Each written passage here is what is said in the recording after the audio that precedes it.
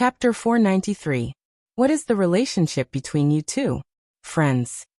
He saw him make a move, saw him choke, saw him kick a person to the point where it was unclear whether he was dead or alive.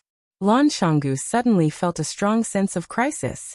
This was Fang Yan's response to his forceful intercession, and his expression of dissatisfaction with his attitude. Fang Yan was dissatisfied with himself, because he had stretched his hand too far. Was it just because of this? It probably wasn't that simple, right? Or did he also know about the flirting between the Lan family and the Jiang family? Lan Shanggu felt bitter. At the Blue Mountain Club, Jiang Junling said in front of him that he was going to visit the Lan family's old master. Jiang Junling didn't break his promise, and went to visit the Lan family with generous gifts the next afternoon. The Lan family also secretly gave Jiang Junling the highest treatment. The Lan family's old master, who hadn't seen guests for a long time, personally accompanied Jiang Junling to drink tea in the study. Because of Lan Shanggu's special status in the Lan family, he was lucky enough to stay in the study and become one of the companions. Jiang Junling once again proposed the idea of joining forces with the Lan family to invest in Longta Group. The Lan family's old master agreed after a moment of hesitation. Both sides would invest $1 billion and work together to expand Longta Group. Then they would share the fruits of victory. In Longta Group, the Lan family would be one of the three major shareholders. With the Jiang family, Jiang Zhulu would exercise the same important rights. Jiang Junling expressed his admiration for the Lan family's foresight, and thanked the old master for encouraging and guiding the young people. Both sides had a good talk. Jiang Junling left after dinner, and Lan Shanggu immediately entered the old master's study to talk to his secret agent. Lan Shanggu strongly requested the old master to give up the cooperation plan with the Jiang family, and work hard to play the role of a pure seller of Chaoyan technology. The old master had a different view on this. He thought that the Lan family shouldn't put all their eggs in the same basket. If the Lan family invested in Longta Group, they would become one of the three major shareholders of Longta Group, a new energy industry. With the vigorous development of the energy industry, the Lan family would become the decision-maker in this field, and not just the errand slave of a certain family. Yes, the Lan family was just a lower-tier seller of Chaoyan technology. Chaoyan technology could use you, but they could also kick you away. The old master's worries were not without reason. What's more, if Longta Group was really successful, it could also create pressure on Chaoyan technology, increasing their own weight in front of Chaoyan technology and Fang Yan and Lu Chaoga. Most importantly, any business that could make money was a good business, so why not? What the old master said made sense, but Lan Shanggu knew that things weren't that simple. With Fang Yan and Lu Chaoga's personalities, how could they possibly allow the Lan clan to be two-timing? Lan Shanggu and the old master had conflicting views, and a fierce conflict broke out between them. Lan Shanggu cared about the reactions of Fang Yan and Lu Chaoga, but the old master cared more about the support of the Jiang family. At that time, the old master sat on the armchair, looked at Lan Shanggu and said something meaningful. No matter how hard Fang Yan works, no matter how Chaoyan develops, the Fang family can't be the Jiang family, and Chaoyan technology can't be the Jiang family's business. Yes, the old master didn't think that the young and energetic Fang Yan had any chance of winning against the 1,000-year-old Jiang family. This had nothing to do with ability or talent. He just lost in terms of time. Lan Shanggu was the future heir of the Lan family, but his future had yet to come. The importance of Lan Shanggu in the Lan family was decided by the old master, and what the old master decided was what the Lan family decided. Therefore, the matter of the Lan family and the Jiang family jointly investing in Longta Group was being discussed and carried out in secret. Now, had Fang Yan raised a big stick to beat them up? During the process of Fang Yan beating up young Master Fu Lei, the entire changing room was silent. Other than heavy breathing, no one said anything or made a sound to stop it. Lu Shu sat steadily on the wheelchair, a cold smile on his lips. No one knew if he was mocking Fu Lei's stupidity or the cleverness of this matter. The other young masters' faces were as white as paper, and the timid one's legs were trembling. Even standing straight was a difficult task for them. Every time Fang Yan kicked Wang Ku, the manager of Planet Blue, his heart would tremble. When Fang Yan was done, her body stopped trembling. She had been in the entertainment industry for many years, and had seen all kinds of people. But she had never met a man with a personality like Fang Yan. This kind of person had a vicious mouth and was ruthless. He didn't know how to compromise, didn't know how to be mellow, and wasn't suitable to be in the industry. It was easy to offend people. Wang Ke turned to look at Jiang Qin and Yuan Lin, wanting to persuade them to stay away from this dangerous man. But when she saw Jiang Qin and Yuan Lin's excited faces and stars in their eyes, she gave up the idea. They probably wouldn't listen to any bad things she said about Fang Yan. Aren't they your friends? Fang Yan looked at Lan Shanyu and asked again. What was the point of asking such a question after the fight? Or rather, it had a deeper meaning than asking such a question before the fight. Lan Shanyu laughed and said, To be honest, young master, the Fu family is our business partner. The Fu family has been operating in Mo Bay for a long time, and they have quite a few mines with good quality. The Lan family imports ores from the Fu family. Because of this, Fu Lei and I have known each other since we were young. But we have been too busy these years, so we haven't seen each other much. I didn't expect him to do such an animal thing tonight. If not for young master's timely discovery, the two classical music masters of our city of flowers would have been destroyed by him. Such an idiot. Even if young master taught him a lesson, it wouldn't be enough. When I go back, I will definitely call Uncle Fu and ask him to teach Fu Lei a lesson. Fang Yan looked at Lan Shanyu and said gently, Fu Lei is your good friend. It's natural for you to speak up for him. If you don't help your good friend when he is in trouble, then I will start to suspect you of being a heartless person. But you didn't speak up at the right time. He just made a mistake and came to cause trouble for my two friends. If I let him go because of one sentence from you and let this matter go, isn't the cost of his mistake too low? Just because he knows Lan Shanyu, he can do whatever he wants? If he knows Lan Shanyu in every city, does that mean he can do this in every city? I didn't think it through and let young master laugh at me. Lan Shanyu apologized sincerely. That's a little harsh, Fang Yan said with a smile. I will teach him a lesson and let him receive the punishment he deserves. I will let him know that if he does bad things, he must be prepared to be caught. Lan Shanyu's heart skipped a beat. Fang Yan had already said it so clearly. If he still didn't understand what he meant, then he wouldn't deserve to be one of the 4 talents of Huaqing. A prodigal who repents is more valuable than gold. All mistakes can be corrected, Lan Shanyu said in a low voice. I believe Fu Lei already understands this. Not only did Fu Lei understand, but he also understood. Since Fang Yan didn't say it clearly, it meant that he didn't want to fall out with the Lan family. This way, he could still put in some effort in the middle. If Fang Yan directly asked why the Lan family wanted to cooperate with the Jiang family, it meant that there was no turning back. I also hope that he can understand. Fang Yan nodded, then said self-deprecatingly, after being a teacher for a year, I've developed a bad habit of educating people. That's not good. How is this educating people? Young master's words are priceless advice. Those without connections won't have the chance to learn, Lan Shanyu said fawningly. Those who understand will think it's priceless advice. Those who don't understand will think it's full of nonsense. Fang Yan pointed at Fu Lei and said, All right, since Shanyu has spoken, I have to give you face. I won't break his arms and legs, but I won't destroy his life. Take him away. Thank you, young master, Lan Shanyu said with a smile. He waved his hand, and 2 black-clothed men immediately rushed over from behind, picked up Fu Lei from the ground, and walked out. Lan Shanyu looked at Fang Yan and said, Young master, I won't disturb you anymore. Go do what you need to do, Fang Yan said with a smile. Lan Shanyu was still in the mood to greet Jiang Qin and Yuan Lin and said, Jiang Qin, Yuan Lin, you guys owe me an autograph. I'll remember this. I won't forget, Yuan Lin said with a smile. Lan Shanyu walked in front of the willow tree and said, Cripple, are you coming with me? The willow tree chuckled and said, The exciting show is over, what's the point of staying? Go, of course I'm leaving. Thus, Lan Shanyu pushed the willow tree and left. The other young masters supported Liang Dachang and followed closely behind. Everyone was very careful when passing by Fang Yan, afraid that they would accidentally anger Fang Yan, and then they would become Liang Dachang or Fu Lei. This guy was really ruthless. When everyone had left, Wang Ke looked at Fang Yan with a smile and said, Mr. Fang, thank you for helping us out.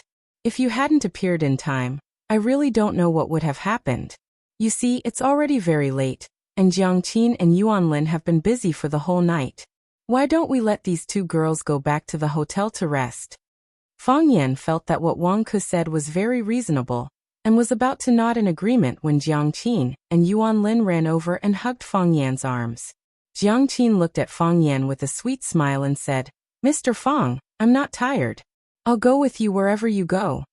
Yuan Lin also said with a smile, I really want to eat Huaqing's seafood barbecue. Why don't we treat Mr. Fang to something? Wang Ke's face was full of helplessness and said, Then I'll arrange for the driver to send you there. Chapter 494. I'm not dead, am I? Fu Lei turned over his body and immediately cried out in pain.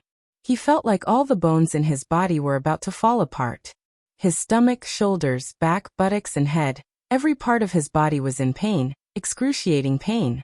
Knowing pain means you won't die for now. An eerie voice rang out beside him. Fu Lei climbed up from his seat and saw Lan Shanggu sitting in the front row. He couldn't help but grin and said, Brother Lan, only when I see you do I know I'm still alive. That bastard was really ruthless, he almost killed me. There's not a single part of my body that's fine now. Do you know how lucky you are to still have the chance to sit here and talk to me? Lan Shanggu said expressionlessly. If I didn't coincidentally go to Arasima's concert, if I didn't coincidentally go to the artist's dressing room, do you know what would have happened to you? All fate isn't fate, all coincidences aren't coincidences. Can he really kill me?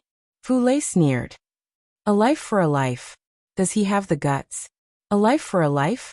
Someone has to prove that he did it first. Lan Shanggu's face was full of sarcasm.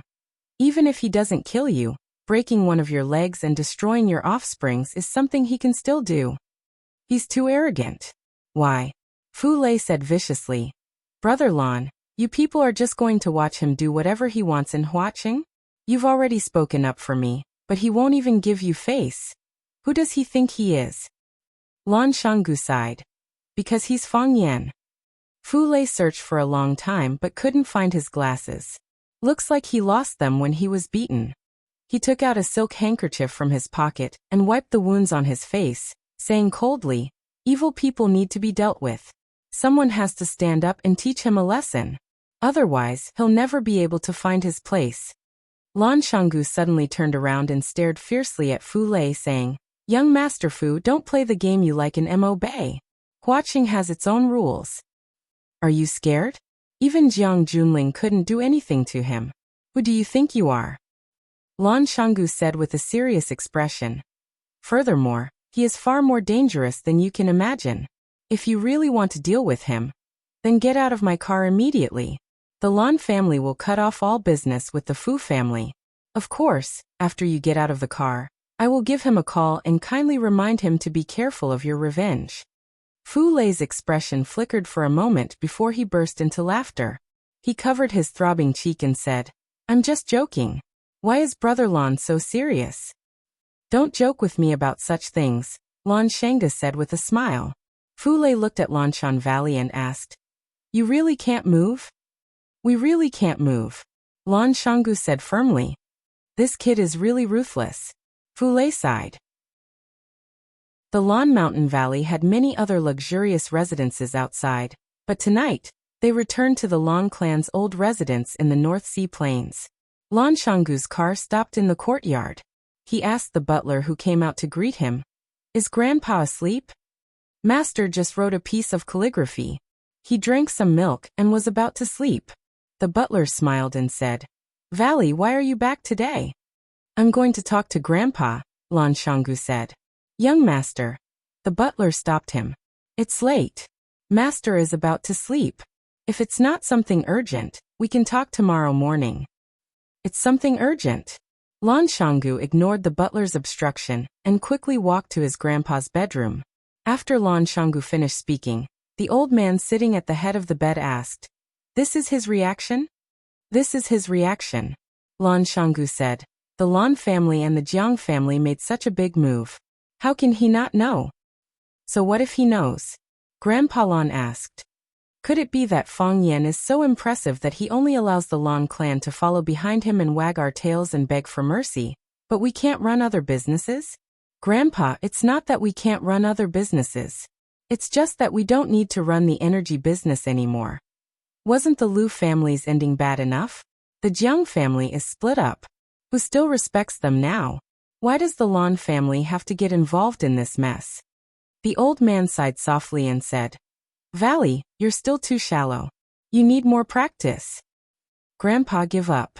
As long as we maintain a good relationship with Chao Yan, we can become the biggest beneficiary of the energy industry. Why must we jump into the battlefield and fight with others? That's not something we're good at. Only by fighting with others can we become the biggest beneficiary. The old man said firmly, Valley, it's decided. I'm old and tired. I'll leave the future to you.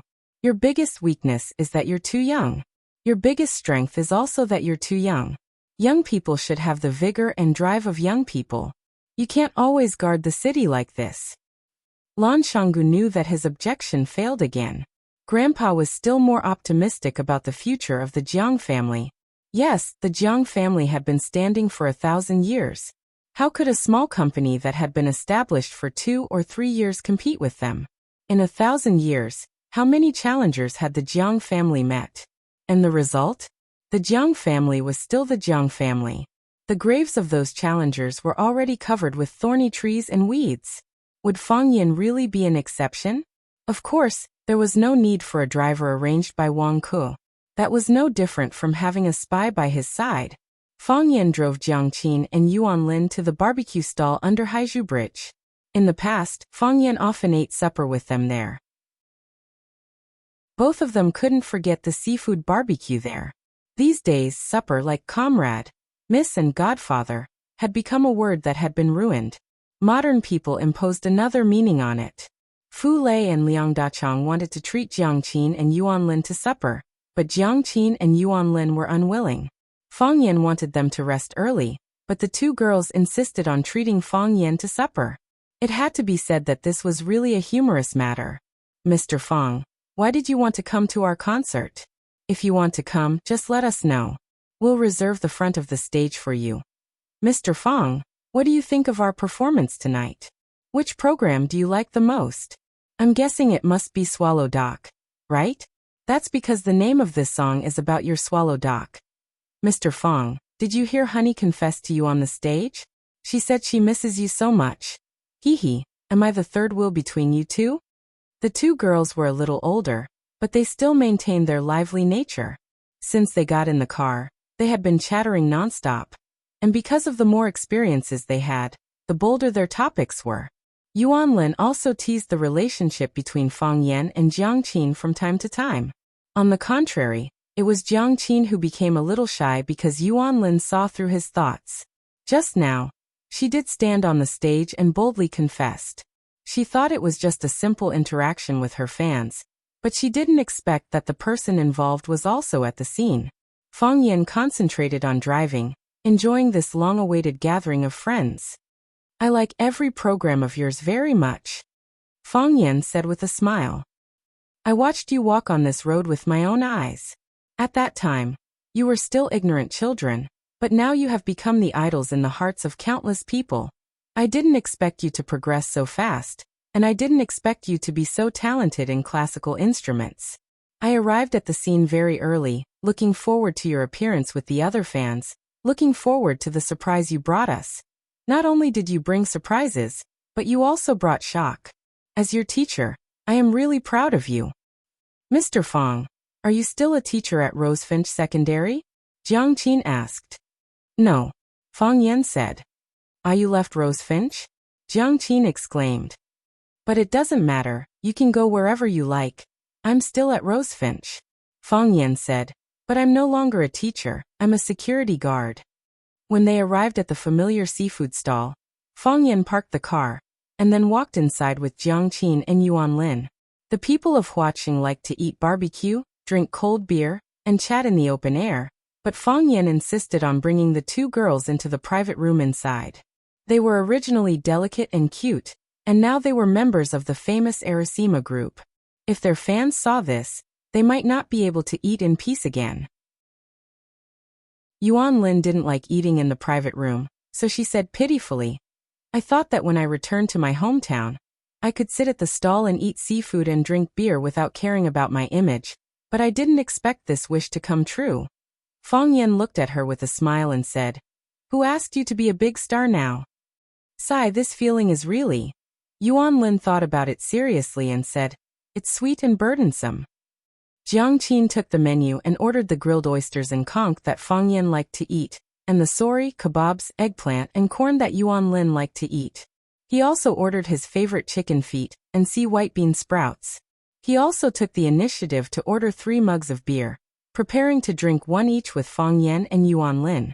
Jiang Qin handed the menu to the waiter, then sat at the side and quietly looked at Fang Yan. Fang Yan turned his face towards her, and she immediately blushed and moved her face to the side. Yuan Lin burst out laughing, then looked at Fang Yan and asked, Mr. Fang, now that Qin Qin and I have to call you teacher, if you marry Qin Qin in the future, will I have to call Qin Qin master's wife? Yuan Lin, watch me tear your mouth. Jiang Qin was extremely shy, and she pounced over to grab Yuan Lin's little mouth. Yuan Lin hurriedly jumped up to dodge, and played hide-and-seek with Jiang Qin along the table. She said, If you don't want to, then I'll marry Mr. Fang, and you have to call me master's wife. Fang Yan felt that he couldn't sit still anymore. How could she bully an honest person like this? Chapter 495. Ding dang. The 3 glasses of beer collided with each other, and made a crisp sound. Cheers to your results, Fang Yan said. Cheers to our reunion in 3 years, Jiang Qin said. Yuan Lin giggled and said, Cheers to the future when you have to call me master's wife. Not sure if it was because there weren't many customers, but the food that Fang Yan and the others ordered was quickly served. It was the same old restaurant with the same familiar smell. Jiang Qin and Yuan Lin seemed to have missed the seafood barbecue in Huaqing for a long time. As soon as the oysters were served, the 2 grabbed one each and ate them greedily. The shells outside were heated up by the charcoal fire, and the 2 were so hot that they couldn't bear to put them down. Slow down, be careful not to get burned, Fang Yan said with a smile. Wouldn't it be embarrassing if your fans saw your gluttonous faces? I don't care about them, Yuan Lin said coquettishly. The oysters outside don't taste like home. The food at home is still the best. Exactly. When we were in Yanjing, Yuan Lin always talked about the oysters at home and the soy sauce pork trotters made by my mom. Jiang Qin sucked the juice on his finger and said, Mr. Fang, you haven't eaten at my house for a long time, right? My mom always talks about you. Fang Yan nodded and said, I just returned to Huaqing and have a few urgent matters to deal with. I haven't had the time to visit Sister Li and Uncle Jiang. If you go visit your parents, you have to visit mine too. Yuan Lin buried her head in her food and said without lifting her head, Otherwise, it's not fair. My mom has been talking about you too. Every time you call me, you'll ask me how your teacher Fang is doing. If he has time, ask him to come over and have a meal or something. Teacher Fang, aren't you embarrassed to say no? That doesn't make sense, Fang Yan said with a puzzled expression. What's unreasonable? Yuan Lin asked. You're still so young. Why would they worry that you won't be able to get married? Who's worried? My mother is not worried at all, Yuan Lin said proudly. There are many men who like me. Then why are they in such a hurry for me to visit them? Fang Yan asked with a smile. That's because you are our benefactor. At first we wanted to study music, but our family didn't agree. Now that they see that we have achieved such outstanding results, they naturally want to thank you properly, Yuan Lin explained with a serious expression. Then, she looked at Fang Yan with a face full of joy and exclaimed, Mr. Fang, it feels great that you're willing to eat barbecue, drink beer and chat with us. I don't want to either, Fang Yan said with a smile. You dragged me here by force. What could I do? If it can make you happy, we'll pull you out every day, Jiang Qin said. Mr. Fang, you don't know how annoying you used to be. Yuan Lin and I said 100 words to you, and you wouldn't respond to us. We said ours, and you thought of your own. You completely treated us like transparent people.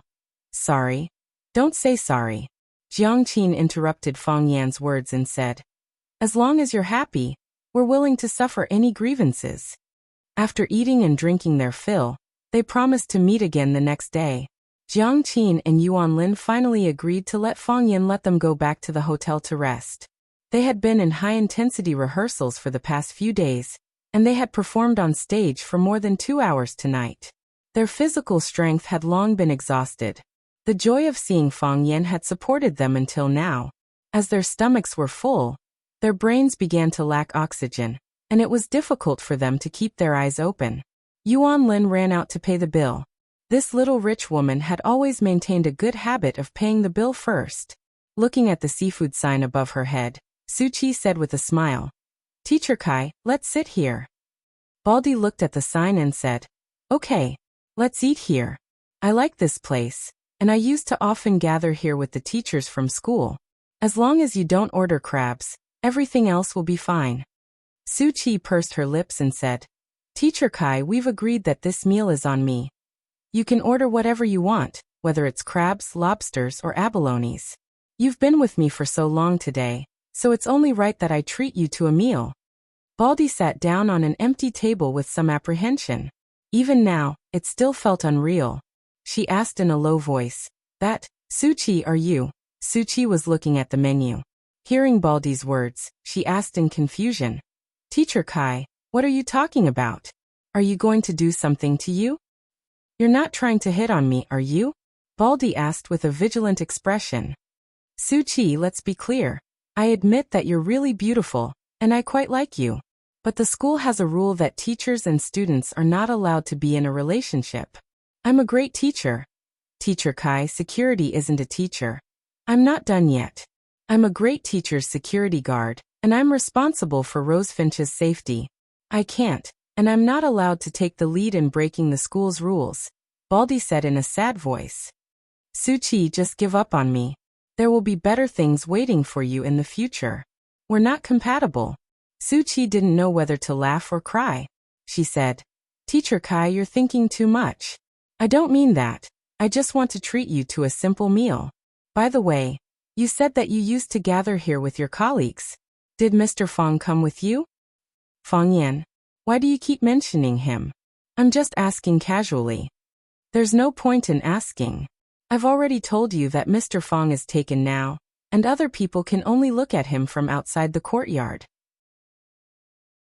He has a handsome appearance and an outstanding temperament in the crowd. How can a godlike man like that be touched by any woman? He's like the most precious jewel that only our old leader, Principal Liu, is qualified to have." "Are they married?" Su Qi asked with a sigh. "No." Baldy looked at Su Qi with hostility and said, "Even if they're not married, it has nothing to do with you. You should just give up on this idea. Order the dishes, order the crabs, 3 of them weighing 8 ounces. Order the lobsters, 3 of them that are a foot long. Order the abalones, 2 or 3 of them, 3 to 5 of them. I'm hungry." Baldy was very angry. He felt that young girls nowadays were so annoying. They didn't like men of the same age as them, but they wanted mature uncles like them. "Girl, the uncles don't ask." Su Qi was a little depressed, but she still generously ordered the crabs, lobsters, and abalones for Baldy. She felt that it was not enough, so she ordered 5 or 6 kinds of expensive seafood from the seafood stall. Baldy's heart was filled with a sense of guilt. He felt that he shouldn't have said it so straightforwardly. Su Qi sat there in a daze without saying anything, and Baldy didn't know what to say. The process of waiting for the dishes to be served was a long time. Baldy had to take out his phone and read online novels. Eating the fish with pickled cabbage and fish at the school gate, and reading the urban novels written by Liu Xiaohui, were one of his few hobbies. Fang Yan went out with the 2 little girls, Jiang Qin and Yuan Lin, and saw Su Qi and Baldy sitting at the entrance of the seafood stall from afar. Fang Yan was hesitating whether to greet them or not, but Baldy seemed to have sensed it and raised his head. His eyes were puzzled at first, but then he pushed the chair away and jumped up with a face full of surprise. As if he felt that his behavior was very uncivilized, Baldy became sneaky again. He went straight to the front of Jiang Qin and Yuan Lin, and with a flushed face he stammered and asked, "Excuse me, are you Arasima?" Jiang Qin and Yuan Lin were shocked. They thought, why did I meet a fan at this time? There were so many people eating at the food stall at the entrance. If I let him shout, wouldn't it alarm everyone? When Jiang Qin and Yuan Lin were hesitating whether to admit it or not, Fang Yan had already stood in front of Baldy and said, Baldy, why are you here?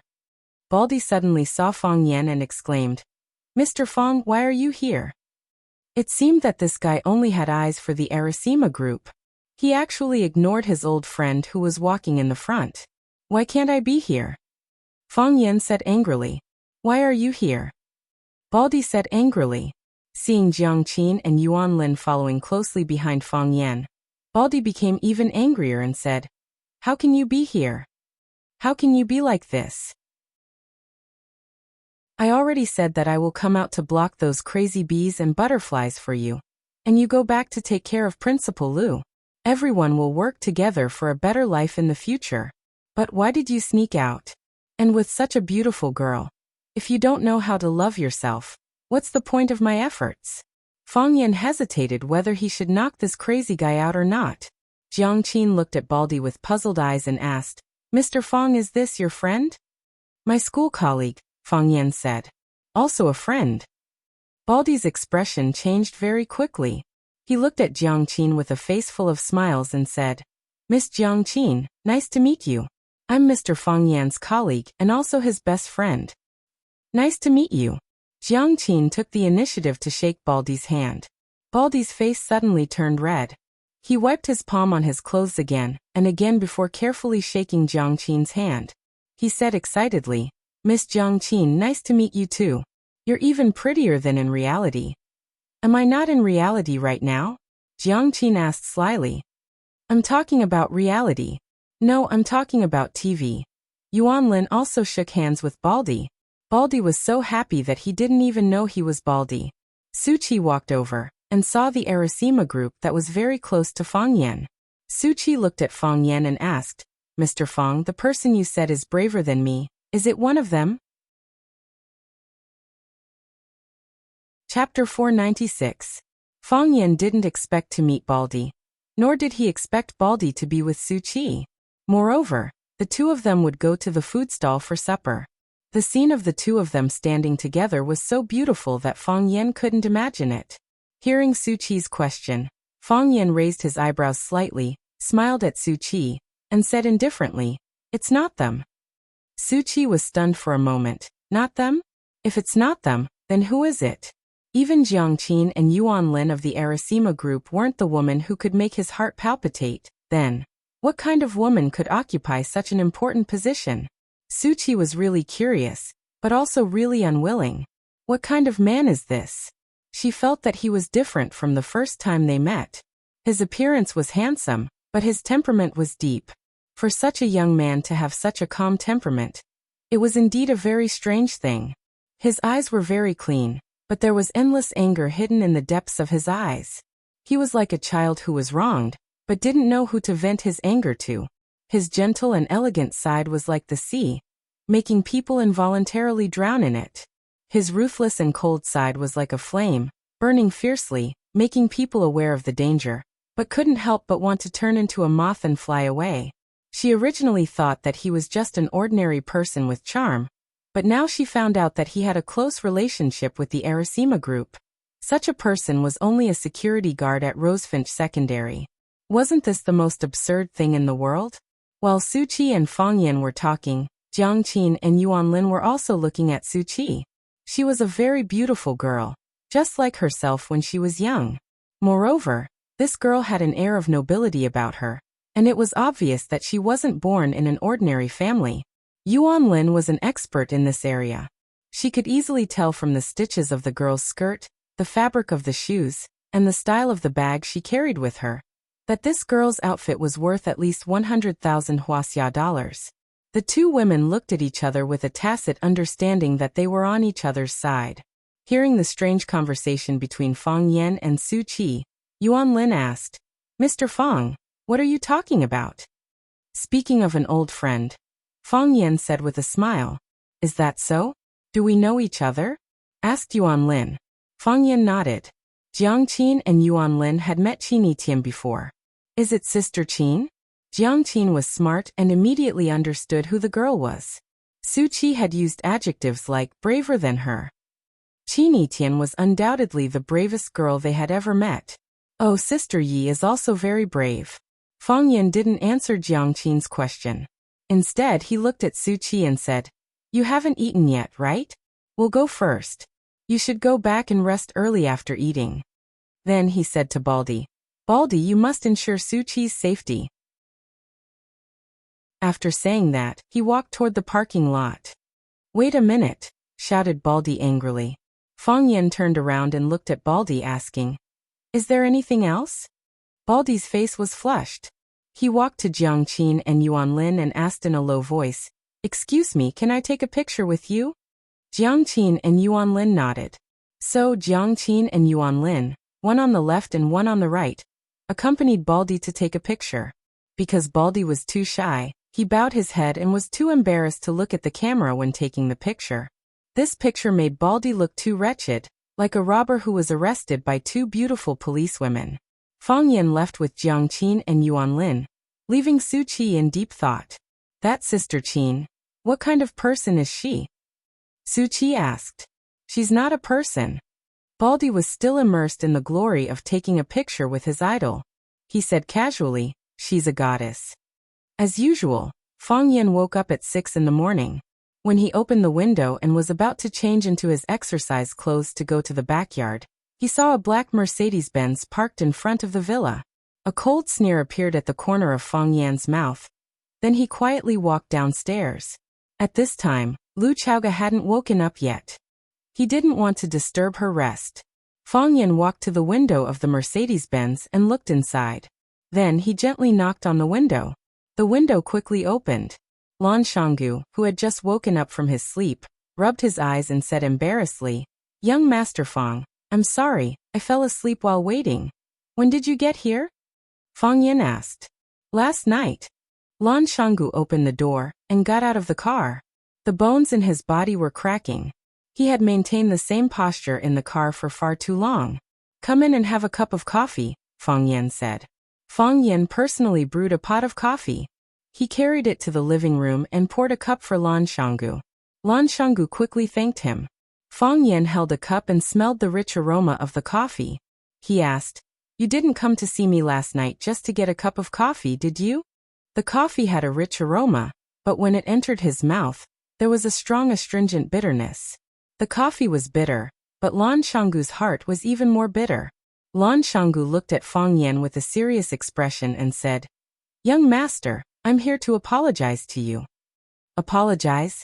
Is it because of helping Fulei? That's already in the past, you didn't do anything wrong," Fang Yan said. "Young master, it's something else," Lan Shanggu said. "The Lan clan is preparing to invest in Longtu together with the Jiang clan, increasing their investment in Longtu Group. So my portion of the shares will be diluted?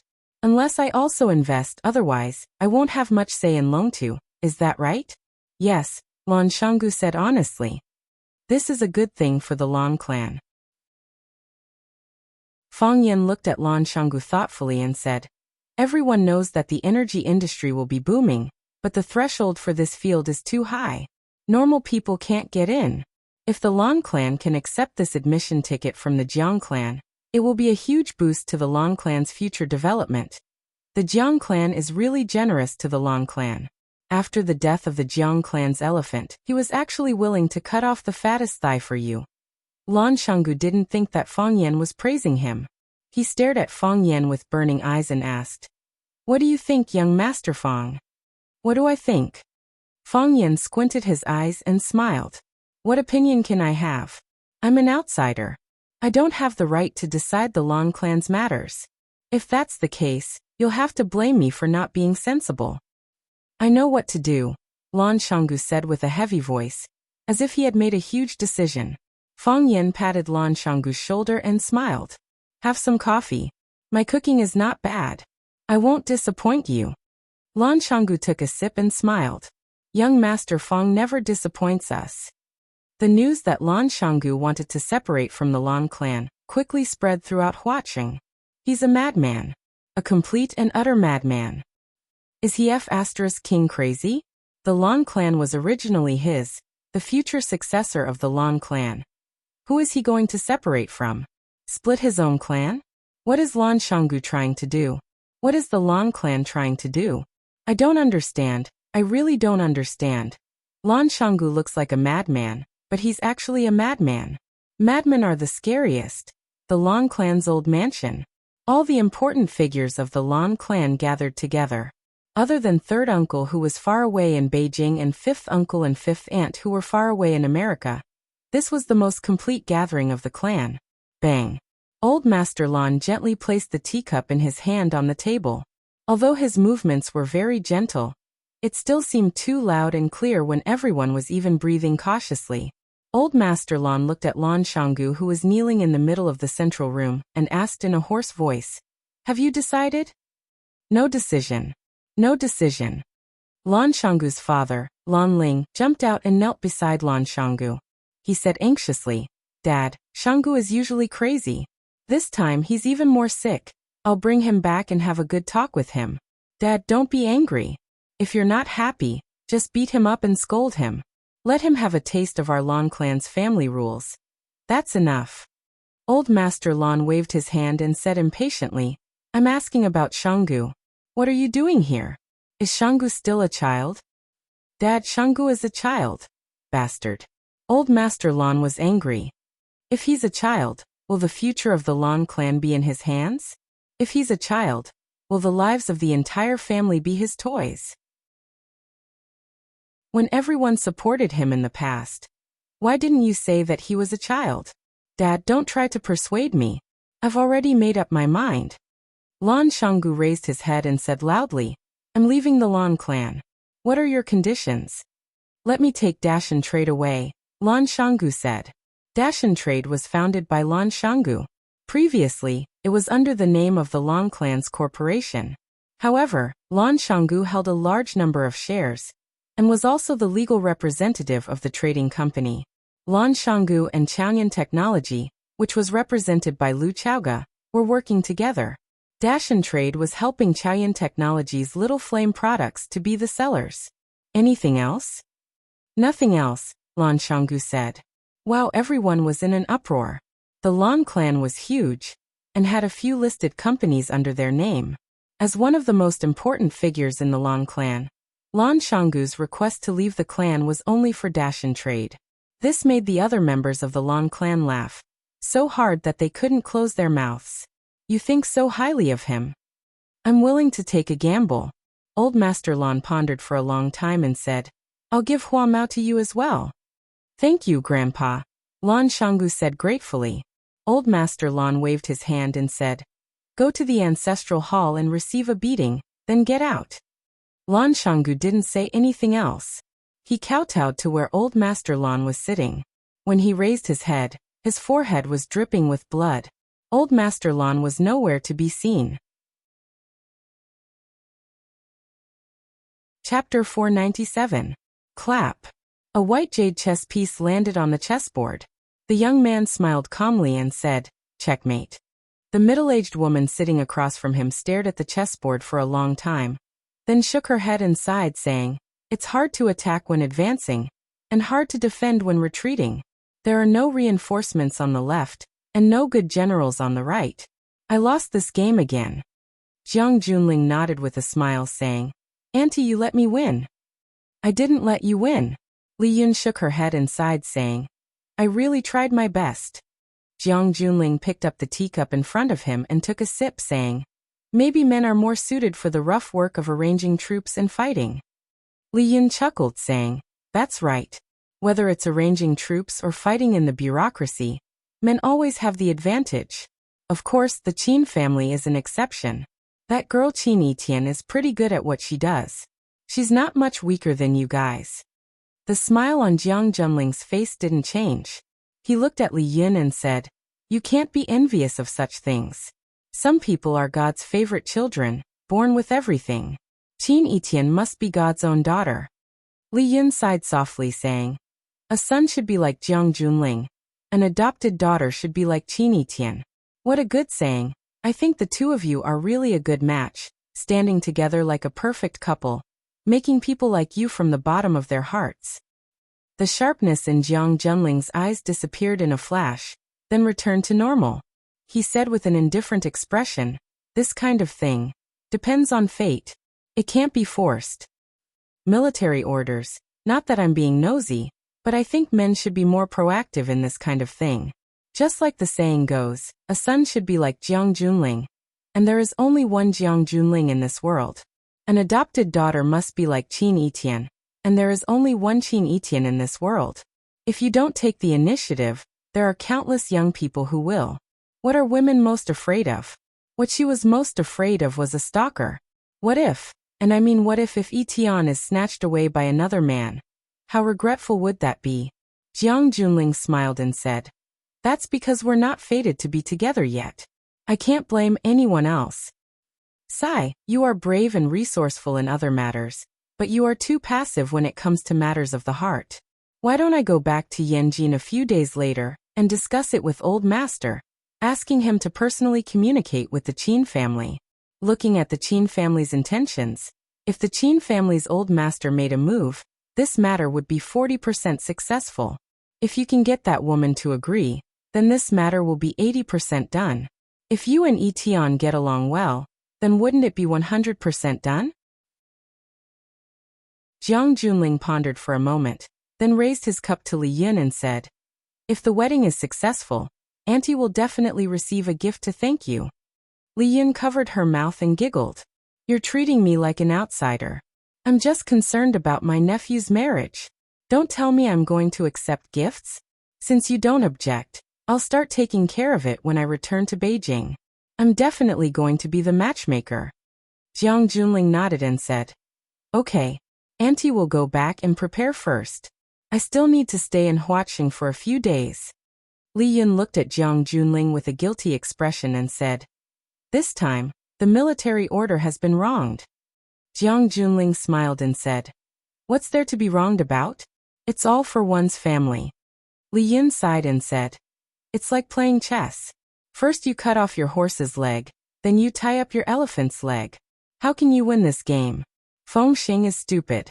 He did such an outrageous thing and gave that Fang Yan a handle to threaten the military order and our family of generals. Otherwise, how could the military order be so passive? How could we agree to his greedy conditions? Don't worry about the gains and losses of one city and one land." Jiang Junling smiled and said, "Hasn't the new game just begun?" "Yes, the new game has just begun," Li Yun praised and said, "Pulling the Lan family into the game. This is an extremely ingenious move. Not only did it disintegrate the beneficial alliance that Lu Chaoga built in Huaqing with the Qin family as the main force and the Lan family as the auxiliary force, it also expanded a huge space for the Jiang family to move again. If the Lan family and them were on the same side, the Jiang family would be in a difficult situation in Huaqing. No matter how capable Jiang Zhulu is, he wouldn't be able to lead the rise of Longtu. It's already difficult to breathe. How can you talk about waving a knife and snatching a cake?" However, things aren't going so smoothly. Jiang Junling's eyes became gloomy. Lan Mountain Valley actually did such a thing. It's indeed a bit unexpected. He's just a loach that likes to jump around. Li Yun sneered. Once he leaves the Lan family, he's nothing. I hope so, Jiang Junling said in a low voice. Fang Yan and I are just two chess players. We're busy placing the chess pieces on the chessboard. When the real day of victory arrives, I hope I'll be the final winner. Jiang Junling looked at the chessboard in front of him and said, "Just like just now." Li Yun looked at this confident man. Her eyes sparkled and said, "I believe that you'll definitely be the final winner." "I'm ready," Jiang Junling said firmly. "Ready to welcome victory." The incident of Lan Mountain Valley leaving the Lan family was still fermenting in Huaqing, and it was getting more and more intense.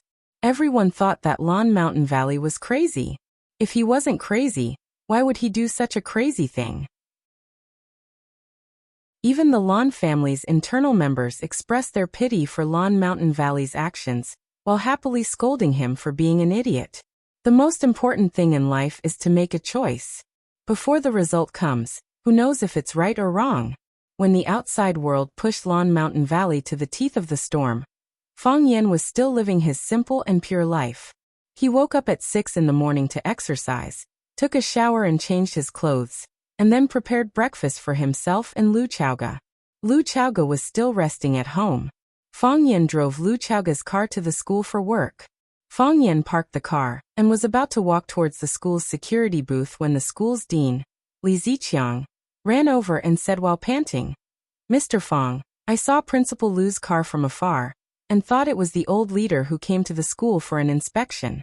I didn't expect it to be you who drove the old leader's car to work. Is Principal Lu all right?" "She's fine," Fang Yin said with a smile. "I haven't seen the old leader for a while. I really miss her a little. Go back and help me ask when the old leader is free so that I can visit her." Li Ziqiang looked at Fang Yin expectantly and said. Fang Yin nodded and said, "I will pass the message to her. But she has been really busy recently. I'm afraid she won't be able to find time for a while." The wound on Lu Chaoga's palm had not completely healed, and the wound on her neck was still scarring. Before the wound on her hand had completely healed, and the scar on her neck had not completely disappeared. She probably wouldn't be willing to see anyone, right? Whether it was a woman or a goddess, loving beauty was innate to them. Of course, they were still male gods, and loving beauty was also innate to them. Li Ziqiang naturally knew that Lu Chaoga was very busy now. The small fireball product was popular all over the country. As the creator of the small fireball, how could Lu Chaoga be idle? Sometimes, Li Ziqiang would also reflect on himself. He wondered why he had been blinded by lard back then, and kept going against Principal Lu. Back then, when everyone was rejecting and suppressing Lu Xiaoga, he had resolutely stood on her side, and become her loyal confidant. When she left, whether he continued to stay at the school or followed her to Chaoyan Technology, his life would have been more comfortable than it was now, right? "I know Principal Lu is busy, but you must ask her to take care of herself," Li Ziqiang said with concern. "I will pass on Director Li's concern," Fang Yin said. Li Ziqiang laughed heartily and said, "Thank you, brother. We old buddies at the school are still waiting to attend your wedding with Principal Lu. When you guys are going to have a wedding, you must let us know in advance. I won't be at the table that day. I will stand at the door and be your guest usher." Fang Yin smiled and didn't explain much. Because more and more people knew that he and Lu Chaoga were living together, everyone thought that they were already a couple. As for the wedding banquet, wasn't it natural? Li Ziqiang patted Fang Yan's shoulder and said, "Mr. Fang is busy. I'll go check on the students' military training. Children nowadays are getting more and more delicate. They feel that they have been wronged by a little scratch. Sigh, how can they bear it when they enter society in the future?" Li Ziqiang walked toward the playground in the backyard of the school, and Fang Yin walked from the inside to the security booth. The two of them went in opposite directions. When Fang Yin came to the security booth at the school gate, he saw Baldy and two colleagues gathered around the desk, as if they had discovered a new continent. Seeing Fang Yin come in, everyone looked at him with envy. "Mr. Fang, someone sent you flowers. What kind of flowers are these? The purple ones are pretty. Mr. Fang, there's also a box with strawberry cake in it. Can I have a strawberry? Mr. Fang is outrageously handsome. It's natural for beautiful women to like him." Baldy looked at Fang Yin, as if he wanted to say something. Fang Yin looked at Baldy and said, "What do you want to say?" "The enemy's artillery is fierce, but no matter what, you have to hold on," Baldy said earnestly. He patted his chest, as if he was facing death calmly, and said, "I will always be with you." A taxi parked in front of the school gate. Jiang Qin and Yuan Lin, who had disguised themselves with hats and masks, jumped out of the back seat of the taxi and ran toward the security booth of Rosefinch Secondary. Baldy didn't expect to see his idol again early in the morning, after he had just separated from him last night. His face was full of surprise. When he was about to run out to greet them, Fang Yin grabbed his arm. "Director, I'm taking a day off today," Fang Yin said. Then he quickly walked over and pulled Jiang Qin and Yuan Lin into the school. "These two girls, do they want me to be on the news?" A few security guards at the security booth were full of envy and said, "Mr. Fang is the super king of security." Baldy felt very upset. His idol was good in all aspects, but his taste was too poor. Chapter 498. Jiang Qin and Yuan Lin were very busy every day. The company had booked an afternoon flight for them, and they had to rush to another city in the evening to prepare for a new concert. This was their job and their responsibility. They went to bed too late after eating supper last night. They could have had a good rest at noon. The reason why they overcame the urge to sleep late and came to find Fang Yan early in the morning was that they wanted to spend more time with Mr. Fang. But only for a short while. Fang Yan knew that they were tired, so he didn't take them to walk too far to see any street attractions. He just wanted to find a remote and quiet tea house where they could sit together and drink tea and chat happily. It was an antique tea house called the Thousand Leaves Tea House. The reason why Fang Yan chose this tea house in this long alley at first glance and finally chose this tea house as the place to drink tea was because the name of this tea house made him feel very close. Qianyi. These two words represented a martial artist that was revered by others and a lady that was pitied by others. Heaven on earth, how are they doing now? Chiba Tea House, the name is quite interesting. Jiang Qin looked at the small wooden building and said, the decoration is also very romantic. It's a bit Japanese style. Yuan Lin had a more accurate grasp of fashion. She looked at it carefully and said, they mixed the classical style of Wuxia and the traditional Japanese tea ceremony culture together, so it doesn't feel out of place. The owner of this tea house is a person with taste. And the owner is a girl, otherwise there wouldn't be such a delicate decoration style. Fang Yan pushed open the wooden door of the tea house, and a beautiful girl in a white traditional Chinese dress greeted him. She asked with a smile, do you want a private room or a private room? Mr. Fang, do we want a private room? Jiang Qin took off the sunglasses on the bridge of his nose and said with a smile, the air outside is fresher. Let's sit near the window, smell the tea, and bask in the sun. It's so petty. This is the life I dreamed of when I was a child. Fang Yan smiled and said, okay, then a private room. A window seat. The girl led the three of them to the wooden table and chairs on the boat, and then asked with a smile, what kind of tea would you like to drink? Fang Yan looked at the decoration of the tea house with great interest and asked, is the owner of this tea house surnamed Chiba? Yes. The girl nodded and said proudly, our master's surname is Chiba. Since his surname is Qianya, he should be good at the way of tea. I wonder if the owner could brew a pot of tea for us? The girl looked embarrassed and said, sir, I'm really sorry. The dojo master was busy and couldn't personally serve tea. I've also learned from the owner for 2 years. Why don't I serve a pot of tea to the 3 distinguished guests? Fang Yan didn't mean to make things difficult for the girl. He nodded and said, all right. Then you can make the tea. Just choose what you're good at. Thank you for your understanding, sir. The girl bowed slightly to Fang Yan, then turned around to prepare the tea leaves. Soon, the girl came back with a bamboo basket woven from a bamboo raft. Inside the bamboo basket was a white and elegant teapot and teacups, as well as a small plate of pale yellow tea leaves. Sir, I'll brew a pot of Longjing tea for you. The girl sat in front of the tea table with her upper body straight. Just the sitting posture alone made people's eyes light up. She deftly and nimbly took out the teapot and teacups from the bamboo basket, and then quietly waited. There was no electronic iron kettle on the tea table. Seeing Jiang Qin and Yuan Lin looking at her with puzzled eyes, the girl chuckled and said, please wait a moment. We don't use an electric kettle to boil water. That will destroy the nutrients and vitality of the water.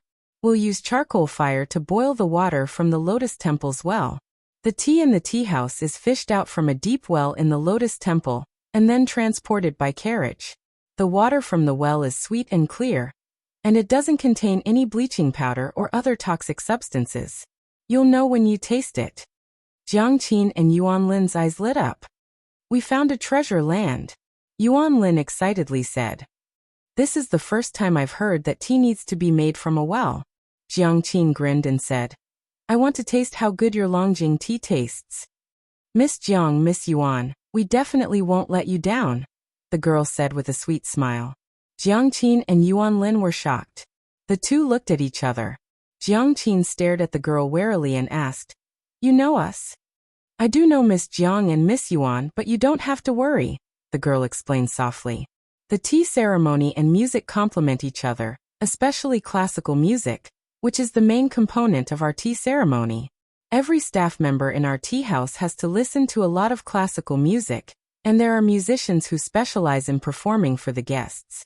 The Arasima group is very popular in Wuxia, and your classical and modern music perfectly blends together, making it very easy for the public to accept. It's something we have to learn from. Last night, the tea house master led all of us to your Treading on Snow for Plum Blossoms concert. We were fortunate enough to enjoy a feast for the eyes. I see, Jiang Qin said with a smile. I didn't expect to find a bosom friend here. May I ask how I should address you, sister? Yuan Lin took the initiative to ask. My name is Peony, the girl said. As he spoke, a young man in gray clothes brought over a pot of boiling water with white smoke. Peony immediately filled the pot with water and began to make tea. Her movements were as smooth as flowing water. It seemed that she had indeed spent many years immersed in the art of tea. Fang Yin nodded. Indeed, a great teacher produces a great student. Sister Peony, you said that your tea house has a musician as well. Could you ask her to perform for us? Yuan Lin smiled. Of course, Peony said. She waved her hand, and another girl in traditional Chinese clothing walked over. Peony said, Sister Lily, Miss Yuan wants to listen to a song. Why don't you play for them? The girl blushed slightly and said, Then I'll just have to show off in front of an expert. I don't play well. Miss Yuan, please teach me. We're looking forward to it. Jiang Qin and Yuan Lin clapped and cheered the girl on. The girl walked over to the guzheng in the corner and sat down. She calmed herself down, and the sound of the song flowed out like a gentle breeze or the dripping of rain. When will the Lord return? Jiang Qin looked at Fang Yan and explained softly. Fang Yan nodded and listened attentively to the girl's performance. When Lily finished playing, the three of them applauded enthusiastically. Lily walked up to Yuan Lin and said with a red face, Miss Yuan, I wonder if you could give me some pointers? I feel like I didn't play very well at the last part of the song. Yuan Lin nodded and said, There are some flaws. Longing for the return is a kind of deep expectation, not a kind of despair and sadness. I'll play it once, and you can listen carefully to the differences, okay? Thank you, Miss Yuan, Lily said excitedly. Yuan Lin walked over to the guzheng and sat down. She looked at where Fang Yan and Jiang Qin were sitting and quickly found the state to play. The fingers of both hands plucked on the strings. It was affectionate and made people feel a sense of loneliness and helplessness. When the song reached its climax, the wooden door of the tea house was forcefully pushed open with a bang. A group of men rushed into the tea house and occupied the largest table by the window on the right. The leader was a man in black trousers and a white shirt with a checkered vest over it. He had square eyes, thick eyebrows, and thin lips. With a cheeky smile, he said to Lily, Ask your owner to come out and make a pot of tea for me. Mr. Du, I'm sorry, our owner is not here. What tea do you want to drink? I'll make it for you, okay? Lily seemed to be very afraid of the young man, and her smile was flattering. Pa. A man in black slapped the table and scolded. You're going to make tea? Who do you think you are? How can our president do swallow the tea you make? Ask your owner to come out, or we'll smash your shop. Little Black, how many times have I said that you should be polite when talking to girls? The man in the waistcoat stopped the man beside him from showing his power. He looked at Lily with a smile and said, These guys are all rough people. They haven't read many books, so their words are not very pleasant to hear. Miss Lily, don't lower yourself to their level. It doesn't matter. Lily said with a smile, I'll make a pot of tea for Mr. Du. What tea does Mr. Du want to drink? Lily, I'm sincere to you. Don't deliberately deceive me. You know that I'm here to see your owner. Ask her to come out and make me a pot of tea. I'm not a tiger. Can I eat her in one bite? Mr. Du, our owner is really not here. Pa. Lily's face was slapped by the man in black named Little Black. Little Black wanted to slap again, but was stopped by the man in the waistcoat who said, Okay. I brought you here to drink tea. I want to cultivate your temperament so that you won't get angry easily like a bunch of donkeys. We're still talking, how can you hit me? Little Black, apologize to Miss Lily. Little Black glanced at Lily coldly, but he didn't mean to apologize. The man in the waistcoat smiled bitterly and said, "These stubborn donkeys, I really can't do anything about them. Lily, go and ask your owner to come out. I've been here every day this week. Except for the first 2 days when I could see your owner. Your owner has been avoiding me these days. This is not the way to treat a guest, right? Mr. Du, it's not that our owner doesn't want to see you. She's really not in the shop." Clang. The man in the waistcoat kicked Lily's stomach. Lily screamed in pain, fell back to the ground, and then rolled over repeatedly. She knocked down several tea tables and several pots of flowers. Chapter 499.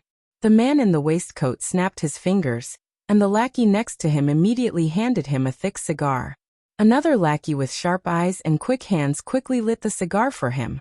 The man in the waistcoat took a puff of the cigar, and a large amount of smoke came out of his mouth. He stared with contempt at Lily, who was lying on the ground, unable to move, clutching her stomach but not daring to cry out. He sneered and said, "Bitch, I gave you face but you don't want it. I'm talking to you nicely, but you treat me like a fool. If you dare to say that the dojo master isn't here again, do you believe that I won't sew your mouth shut?" Lily's eyes were moist, and tears kept flowing, but she didn't dare to refute the man in the waistcoat. She knew what kind of person the man in the waistcoat was, and she also knew that this man could do everything he said. The man in the waistcoat pointed at Lily with his cigar in his hand and said, "I'll tell you one last time. Get your master to come out. Otherwise, I'm going to ask you for an IQ insult fee." Xiao He kicked out, and a tea table beside his feet flew out. Crack. The tea table smashed into the wall and broke into pieces. Even the wall that had been built rustled and fell to the ground. "Xiao He, you idiot," the man in the waistcoat scolded with a smile. "I mean, if their dojo master doesn't come out, I'll ask them for an IQ insult fee. Now that the dojo master hasn't decided whether she wants to come out or not. Why did you make the first move? Do you want me to come out, or do you not want me to come out?" Xiao He smiled honestly and stood at the side, no longer smashing anything. Instead, he looked around coldly. When he saw Feng Yan and the others sitting not far away, he shouted angrily, "All of you, get out of here." Yuan Lin was just comparing skills with Lily, but in the blink of an eye, Lily was beaten to the ground. Her expression was extremely ugly as she scolded, "You hooligans are going too far." The men in black laughed.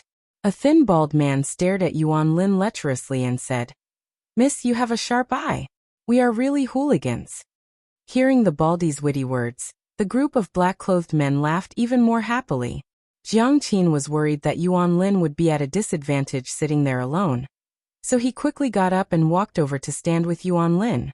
When the black-robed men saw Jiang Qin and Yuan Lin, these two pretty and lively girls, their eyes lit up, and some of them kept swallowing their saliva. Good luck, good luck. Originally, I wanted to accompany boss to pick up girls, but I didn't expect to see such a hot chick. Brothers, don't fight with me. I've decided on the girl sitting in front of the piano. I've always been scolded for not having artistic cells in my life. I want to study with this girl what artistic cells look like. Idiot, that's not a piano, it's a guzheng. Hee, I want the girl with long hair. I like the oval-shaped face. Shut the F***ck up. The man in the waistcoat shouted in a low voice. The hooligans didn't know what was going on, and just looked at their boss in confusion. Could it be that he wanted to hog it all for himself? The boss looked at the two little girls affectionately. This kind of thing could really happen. The man in the waistcoat looked at Jiang Qin and Yuan Lin in confusion, and asked uncertainly, "You two, are you the Arasima group? You don't need to know who we are. What right do you have to hit us?" Yuan Lin said with a face full of anger. Jiang Qin didn't say anything. He just walked over and wanted to help Lily up from the ground. The kick from the man in the waistcoat was too heavy. Jiang Qin couldn't help Lily up even if he used all his strength. Lily's stomach hurt badly when she moved a little. It seemed that her internal organs were seriously injured. "Oh, the little girl's temper is quite big."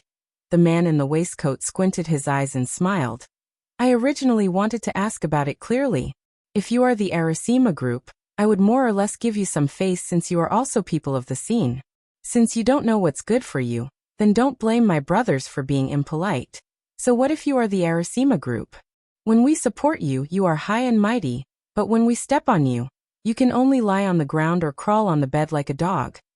Without needing the man in the waistcoat to order, the little baldy impatiently rushed in the direction of Yuan Lin. The other men in black were not willing to fall behind. They all followed behind the little baldy and rushed in the direction of Jiangqin and Yuan Lin. The faster the hands, the slower the hands. They couldn't let their brothers snatch this kind of thing first. Du Chun, don't touch my guests. A sweet voice shouted aloud. It was like a cool spring, like a mouthful of rose dew. Even if it was said in anger, it made people feel like they had drunk fine wine. The bones of their whole body softened a bit. A tall woman wearing a cheongsam embroidered with cherry blossoms walked down the stairs from the second floor, like a flower goddess who had been banished to the mortal world. Seeing that familiar yet strange face, Fang Yan's mind was a bit absent-minded. It had been 3 years, it was really a long time. It had changed too many people, and too many things had happened. Thank God, at such a time, on such an occasion, they were able to meet again. Forced by the woman's power or beauty, the gangsters stopped and waited for the next order from their boss. The man in the waistcoat looked at the woman coming down the stairs in amazement. He put out the cigar in his hand in the ashtray, stood up from the chair, and said with a gentle smile, "I knew you were here. If you had come down earlier, my little friends wouldn't have dared to be presumptuous in front of you." He waved his hand, and the men in black immediately retreated. The cherry blossom woman walked in front of the man in the waistcoat in high heels, squatted down to help Yuri, and asked with concern, "Yuri, how do you feel? Do you feel uncomfortable anywhere?" "Master, my stomach hurts," Yuri said with a face full of tears. The man in the waistcoat's kick was sharp and fierce, and the girl's delicate body couldn't bear it at all. "Don't be afraid, it will be fine. I will take you to the hospital now." The cherry blossom woman held Yuri's hand and comforted her. I'll do it, the man in the waistcoat said attentively. "It's my fault. If I hadn't brought these boorish men here, Miss Yuri wouldn't have been injured. I will bear the responsibility. I will send someone to take her to the hospital." The man in the waistcoat waved his hand, and 2 men in black came over to move the girl. "No need," the cherry blossom woman refused. "I will take care of my family myself." "Your family is my family. Why are you being so polite with me?" the man in the waistcoat said with a smile. "What are you waiting for? Quickly send her to the hospital for a full body checkup. You idiots, you can't do anything but spoil things. In the future, don't hurt people so easily. Can't you think before you do something?" The gangsters were timid, and they didn't have the courage to tell the truth. "If you don't take the blame for the boss at this time, what does the boss want you to do?" I said no. The cherry blossom woman's voice suddenly rose, and she stared angrily at the men in black who ran over to take Yuri away. All right. All of you come back." The man in the waistcoat called his men back. He squatted down to support Yuri's arm and said, "I will accompany you to take her to the hospital for a checkup. Don't worry, I will bear all the expenses."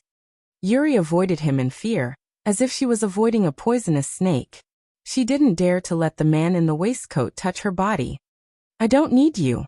The cherry blossom woman pushed the man's hand away. The man in the waistcoat's face turned cold, and he said, "Chiba Keiru, are you rejecting me?" "Yes." The cherry blossom woman's voice was very firm, and she said, "The answer is the same as the first time. I don't like you. Not only do I not like you, but I also hate you. The women of our Chiba family will never like a hooligan without a sense of morality. That is an insult to the Chiba family, and an insult to the God of Swords family." The man in the waistcoat's face changed several times, and then he slapped the cherry blossom woman's cheek. The cherry blossom woman actually had some martial arts background, and she tilted her head back, just in time to avoid his attack. "Interesting." The man in the waistcoat laughed sinisterly. "You dare to dodge? I'd like to see how long you can hide." As he spoke, he slapped the cherry blossom woman's face again. Slap.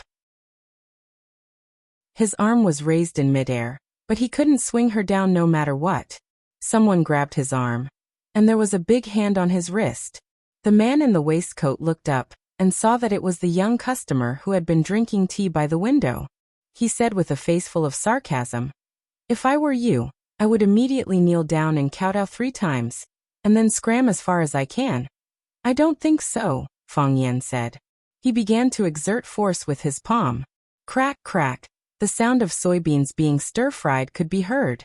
Let go, let go. The man in the waistcoat hadn't felt the pain just now. By the time he truly felt it, the pain was already unbearable. His breathing became rapid, and even the pain made it difficult for him to breathe. The muscles on his face kept twitching, as if he had just received an electric shock. No, he was currently receiving an electric shock. Tears came out of his eyes. Yes, they were really tears. They were the things that he had thought were the most fragile and cheap. It was a heart-wrenching pain, a pain that burned his soul. He wanted to scream, but even so, he had lost the strength to do so. The man in the waistcoat's arm began to change shape, and then it began to twist. In the end, it turned into a sausage that seemed to be supported by nothing hard. When Fang Yan let go of the waistcoat's wrist, the man had already collapsed to the ground like a pile of mud. Fang Yan had broken the bones of the man's hand inch by inch with his soft force. Even the most brilliant doctor couldn't repair them. Chapter 500. Because the pain almost made him faint, but because of the pain, he kept his brain awake. That kind of pain was like a steel knife, cutting into the deep cortex of his brain again and again. It made his whole body tremble in pain. But he could clearly feel the process of the steel knife cutting into the cortex. The man in the waistcoat didn't expect that he would encounter such a devastating blow when he just came to a small tea house to drink tea and flirt with girls. Fang Yan appeared too suddenly, and clasped the wrist of the man in the waistcoat. When the men in black found that their boss was caught, they couldn't act rashly. When Fang Yan took the initiative to release the wrist of the man in the waistcoat, Du Chun's number 1 thug, Little Hay, who had long been on guard, immediately rushed toward Fang Yan and stabbed the sharp dagger in his hand toward Fang Yan's chest. This guy was ready to cut Fang Yan's chest open. Little Hay didn't know any martial arts, nor did he have any magical inner strength mental cultivation method. But he was naughty since childhood and was invincible in the whole street. His skills were honed through hundreds of battles, big and small. They were simple and fierce, without any fancy or superfluous moves. Fighters were most afraid of killing intent. There were 2 ways to cultivate killing intent. One was to be cruel to the enemy, and every move must take the enemy's life. The other was to be cruel to oneself, not afraid of death, and only to hurt the enemy. Little Hay was the kind of person who was cruel to the enemy. Even if it was the first time they met, he still put on a posture of stabbing. It made people feel cold and easily lose the ability to fight. If an ordinary person met an opponent like Little Hay, the best and most appropriate way was to turn around and run, or squat down with his hands on his head and beg the opponent to be a little gentle. Unfortunately, he met Fang Yan. Fang Yan never used his martial arts to bully others. However, if others wanted to use force to bully him, his counterattack would be particularly cruel and fierce. Fang Yan's body was perfectly straight, standing in place without dodging or evading. His eyes were filled with ridicule as he stared at Xiao He. He had a cold and aloof attitude, as if saying, "Come at me. I can send you flying with one slap." Xiao He felt insulted, and became even angrier. Originally, he had only used 60% of his strength, but now he increased it to 12%. He used all the strength in his body to stab at Fang Yan's chest. He wanted to use this stab to stab a big hole in Fang Yan's internal organs. Quang quang quang. Their bodies were extremely close to each other. Pa.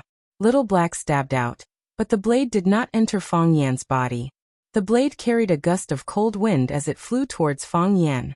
However, the blade stopped a few centimeters away from Fang Yan. Fang Yan held the blade between his 2 fingers, as if he was holding a strand of hair between his fingers. Little Black's face was full of fear. He pulled out his saber and wanted to retreat. He felt a sense of danger, the kind of powerlessness that an egg would feel when facing a rock. How could Fang Yan let him go so easily? With a flick of his finger, the dagger appeared in his hand. Before Little Black could turn around and leave, Fang Yan had already stabbed the dagger into his left ribs. Little Black gave a muffled groan, his body retreated, and then fell to the ground.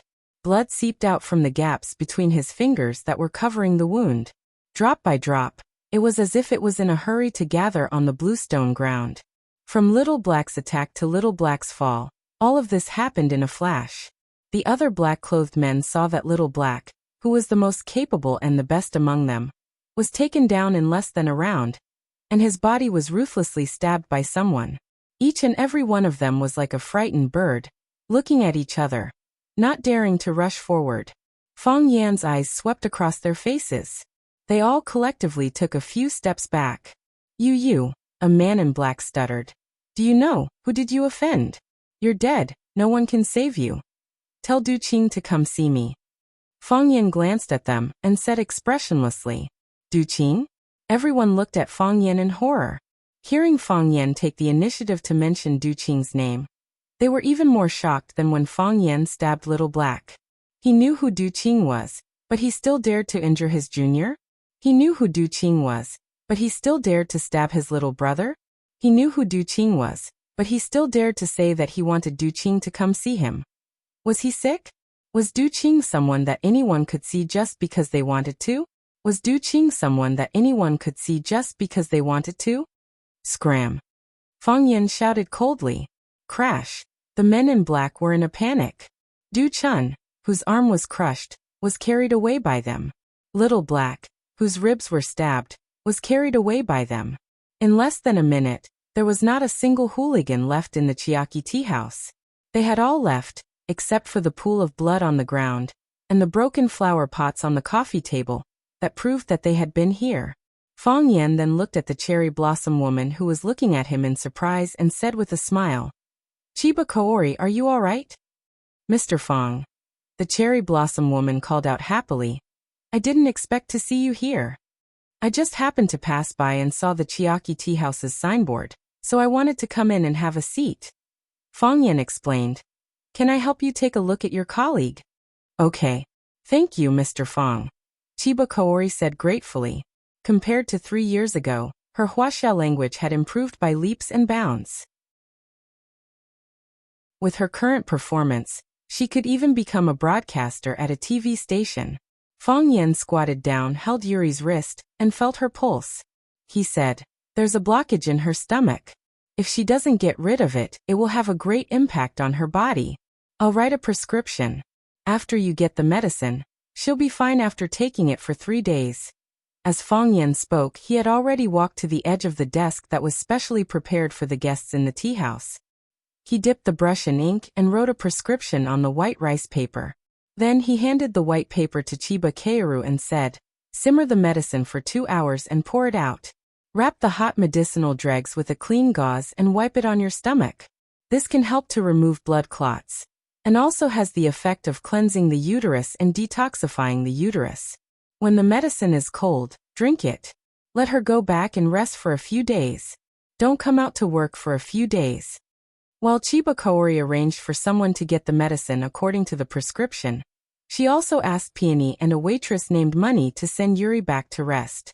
After dealing with the matters in the tea house, Chiba Kaori looked at Jiang Qin and Yuan Lin and said, Mr. Fong, Miss Jiang, Miss Yuan, if you don't mind, can I make a pot of tea for you to try? Fong Yan said to Jiang Qin and Yuan Lin, Chiba Kaori is from East Asia. She's proficient in the tea ceremony. I'm far inferior to her. Chiba Kaori chuckled and said, You still lost to Chini Tian. Jiang Qin's eyes flashed as he looked at Chiba Kaori and asked, Mr. Fong, is Sister Chiba Kaori also your student? Yes. Chiba Kaori nodded and said, I used to be Mr. Fong's student. It's just that I didn't have enough time to learn much about Mr. Fong's profound knowledge. Yuan Lin giggled and said, Mr. Fong, why do I feel like all your students are beauties? Whether it's Sister Qin or Sister Chiba Kaori, any one of them is on the same level as the prettiest girl in the city. Isn't it unfair to the other teachers that there are so many of them in your class? Maybe it's because I'm more popular, Fong Yan said with a smile. Fong Yan was very happy to meet an old friend in a foreign land. Chiba Kaori was someone that Fong Yan respected and missed. Chiba Kaori was the daughter of his old friend and his former student. With these two feelings, Fong Yan naturally hoped that she could live a happy life. Chiba Kaori was making tea. She used the same tea leaves and the same tea water, but the taste was very different from before. Moreover, Chiba Kaori's tea-making technique was very complicated and beautiful. There is an almost religious piety in performing some of the ancient movements. Yes, Chiba Kaori's religion was the tea ceremony. Jiang Qin and Yuan Lin's faces were filled with admiration. They didn't expect the act of making tea to have so many steps, and the process was so pleasing to the eye. Jiang Qin was suddenly inspired, and he said happily, "Sister Chiba, I want to write a song about the tea ceremony. If I need your help, don't say no." "Of course not." Chiba Kaori smiled gently. "Promoting the tea ceremony has been my lifelong wish." Fang Yan looked at Chiba Kaori and said, "Are you promoting the tea ceremony of Wuxia or Japan?" "I'm promoting the tea ceremony of Wuxia in Japan," Chiba Kaori said. Fang Yan was stunned and he said with a smile, "I was too stubborn. My father was also a stubborn person. That's why he made that choice." Chiba Kaori's eyes were a little gloomy. Clearly, she still hadn't gotten over her father's death. "You men have a longer and narrower heart. I'm a woman. I just like the tea ceremony, regardless of whether it's Wuxia or Japan. That's all. Back then, you told me that you'd stay in Wuxia. I didn't expect you to really not go back," Fang Yan said with a sigh. "I can't leave." Chiba Kaori shook her head. "Mom went back, and so did my brother. If I leave too, he'll be lonely. Although he never said it, he's very afraid of being alone. I miss him too," Fang Yan said. "I visit him often. The more I see him, the more I feel that he's a great person." While they were chatting over tea, the glass wooden door of Chiba Tea House was pushed open by two men in black.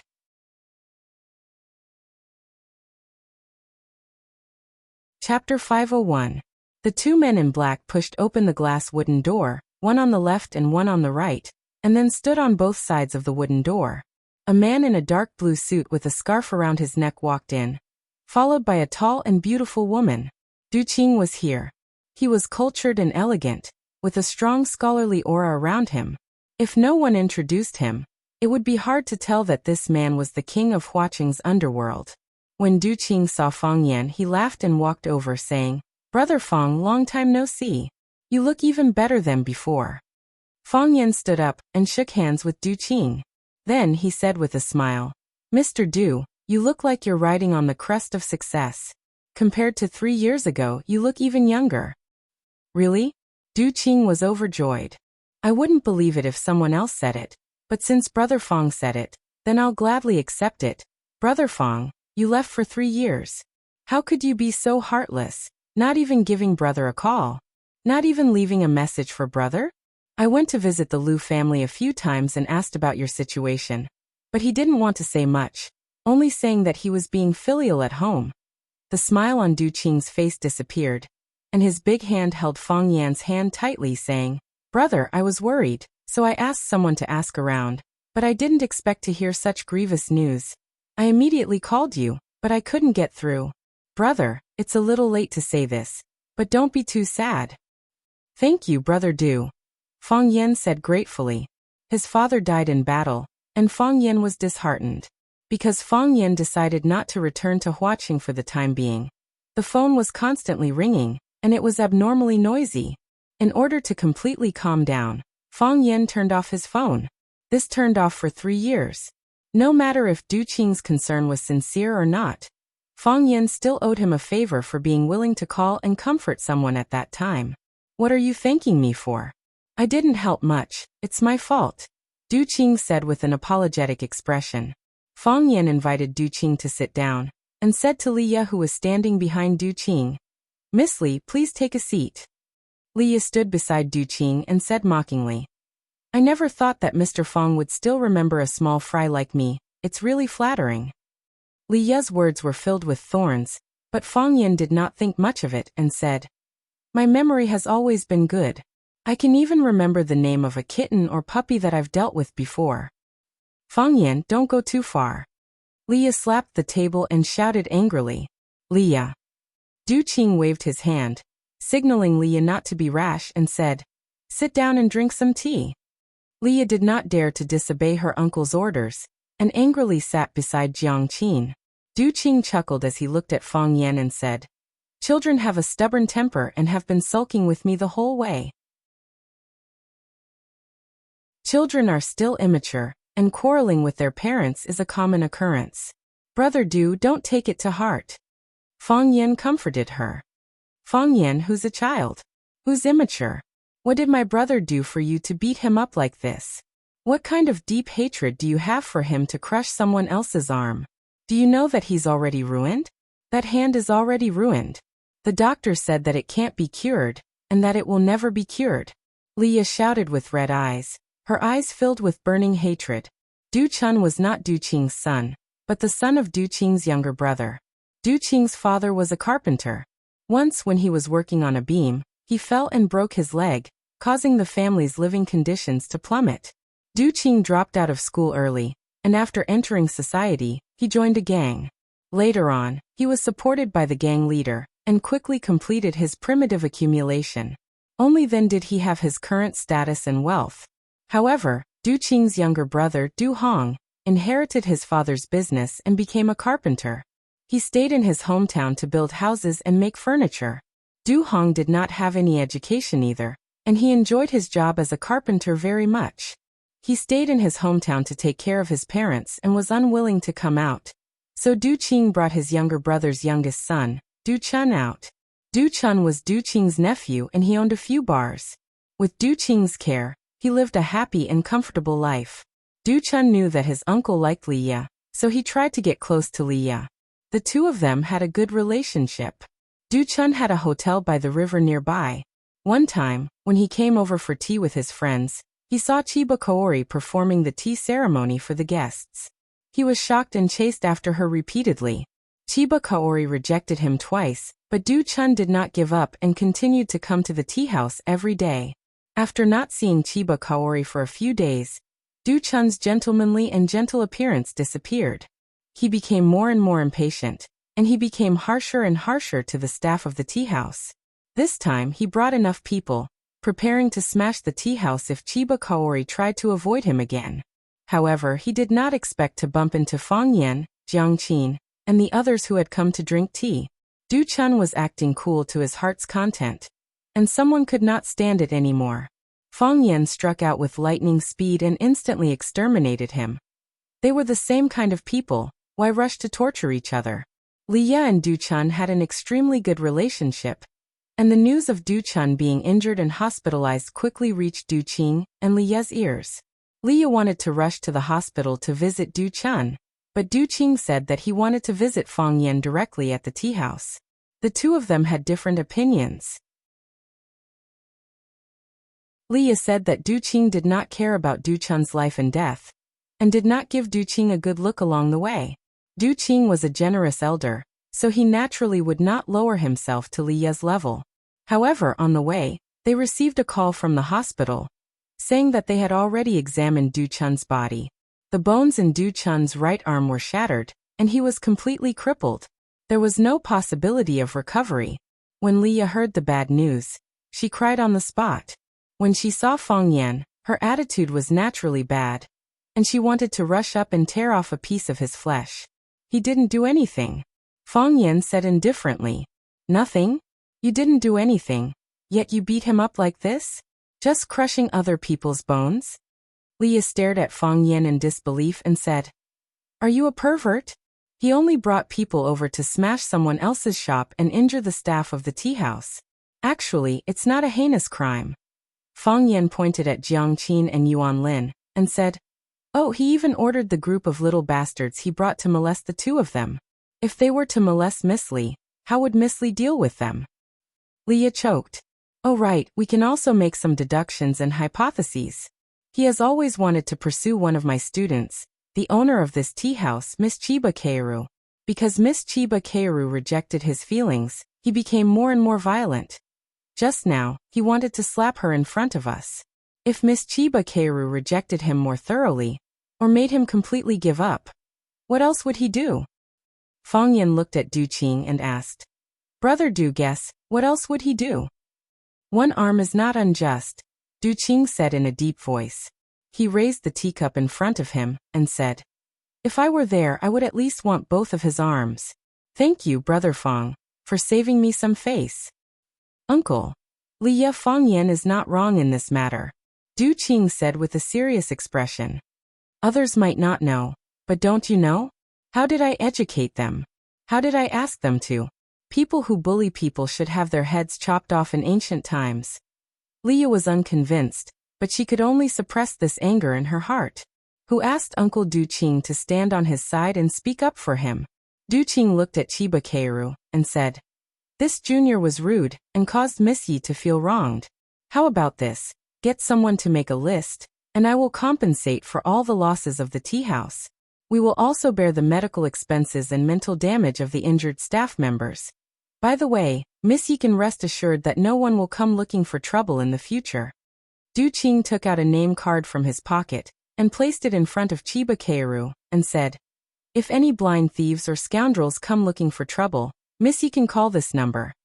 My friends in Huaqing will more or less give me some face.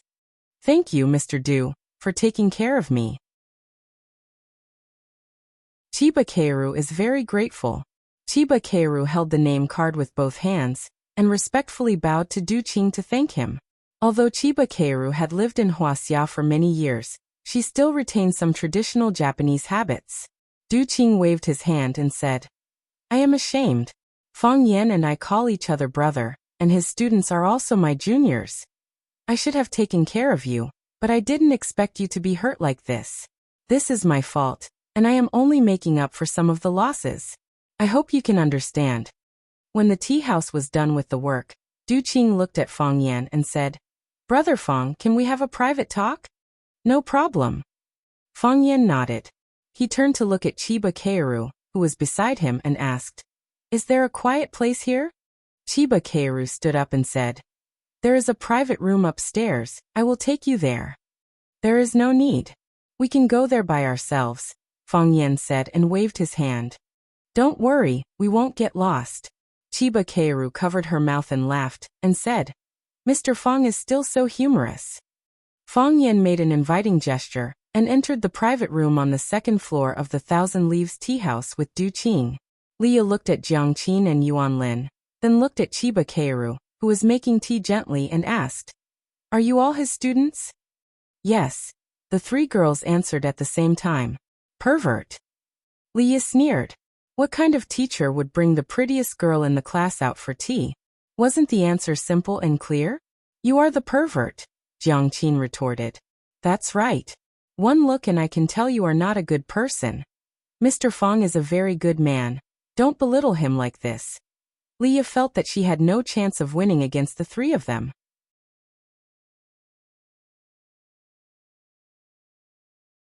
Chapter 502. The second floor was filled with individual private rooms. They were also constructed with a large amount of wood. The decorations were more exquisite than the ones below, but it didn't seem too complicated. It was as antique as the ones below, which made people feel better for no reason. Fang Yan and Du Qing chose a room near the window and sat down. They didn't even call for the waiter to bring them tea. "What do you want?" Du Qing looked at Fang Yan sitting opposite him and asked in a low voice. After not seeing him for 3 years, this man's change could be described as heaven and earth. A year ago, Fang Yan was smart, sharp, had a bright smile and a joking attitude. He didn't seem to care about anyone or anything, and he played around in this world with a playful attitude. Some people hated him, but there were also people who liked him from the bottom of their hearts. Because this kind of person didn't look like a bad person at first glance. But now, Fang Yan was gloomy and cold. From the way he crushed Du Chun's arm and stabbed the knife into Xiaohei's ribs, it could be seen that he was also a little cruel. His eyes were still clear, but the occasional flash of sharpness was frightening. His smile was still moving, but when the corners of his mouth curled up slightly and his eyes narrowed slightly, it was enough to frighten people. His heart was vicious, and his eyes were murderous. These two temperaments were contradictory to his pure and pure temperament. They were easily highlighted, and he couldn't suppress them even if he wanted to. Du Qing knew what Fang Yan had experienced, and he also understood why he had such a change. The hatred of killing one's father was absolutely irreconcilable. If someone treated his parents like this, Du Qing guaranteed that he would do it 10 times or 100 times more extreme than Fang Yan. But this kind of change happened to someone else. It was still a little hard to get used to. The current Fang Yan made people afraid, and it was hard for people to get close to him like they used to. Emotions were the most hurtful. This saying was indeed true. I want what my eyes can see, Fang Yan said. Du Qing was stunned. What could his eyes see? Is this statement in a broad sense or a narrow sense? Was it a statement of fact or a clever analogy? Was it his current field of vision, or the whole of Huaqing? Or an even more distant and vast territory? Du Qing was very frustrated. If he had known this would happen, he would have worked hard to learn Chinese. Otherwise, he would have understood what Fang Yan was talking about. He really didn't like dealing with language teachers. Whether it was in the past or now.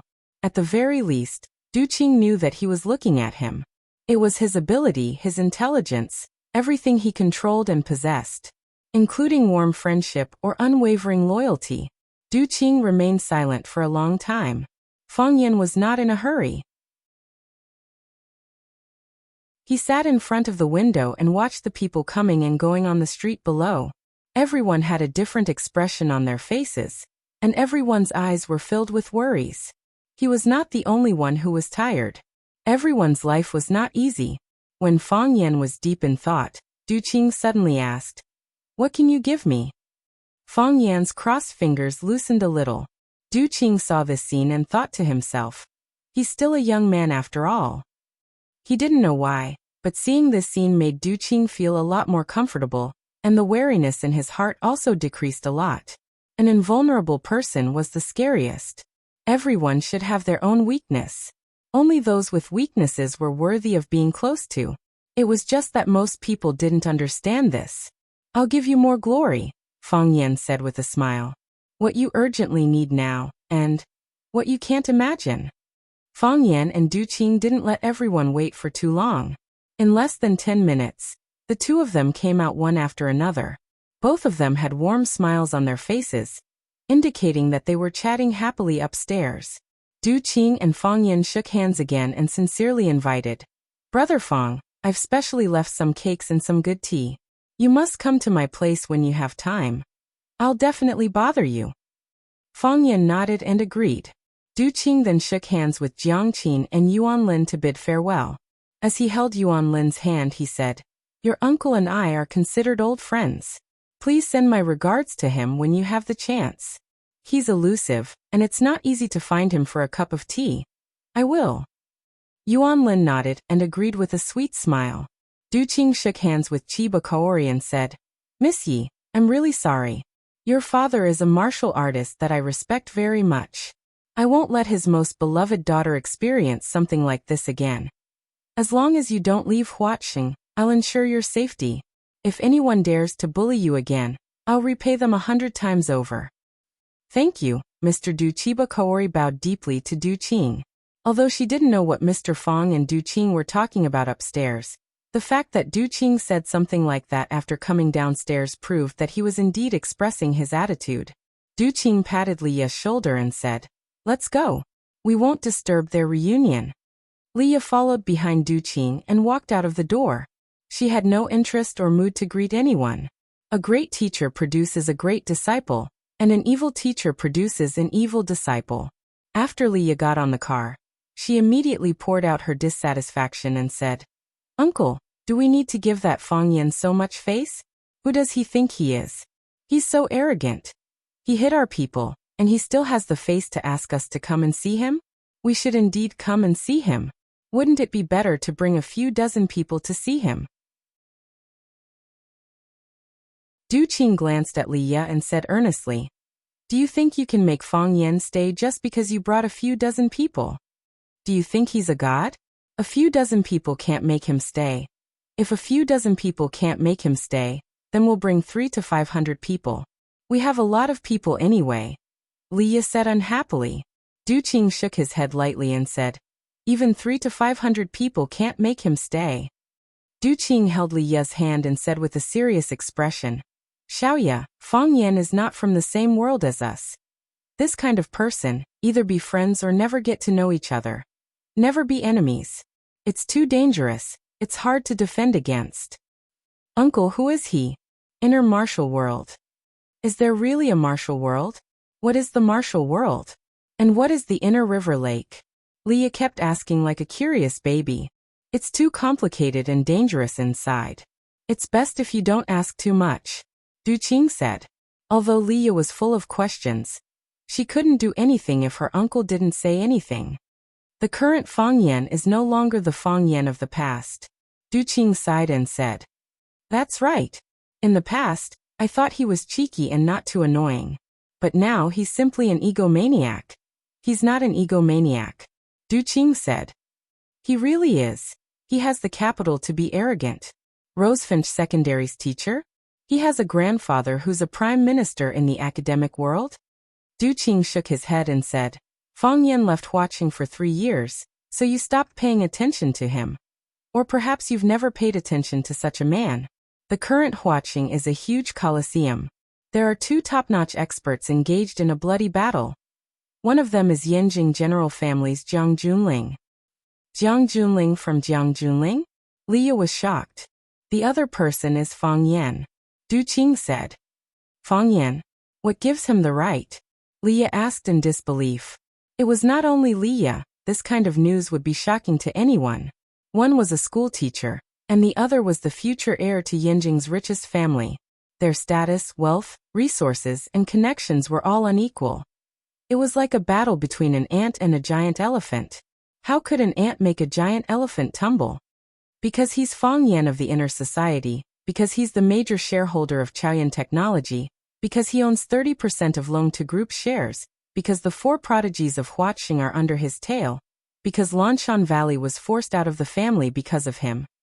It's unknown whether Qiang Longtan is dead or alive, but he might have died in his hands. Because of him, Jiang Fengxing was abandoned by his family and became a wandering soul in the sea. Long-To Group was torn apart, and Jiang Junling was forced to bow down to him by the power he created, and was bitten by him. This is Fang Yan, the young man you met just now. Tell me what gives him the right. Leah was deeply shocked. Her eyes widened and her mouth slightly opened.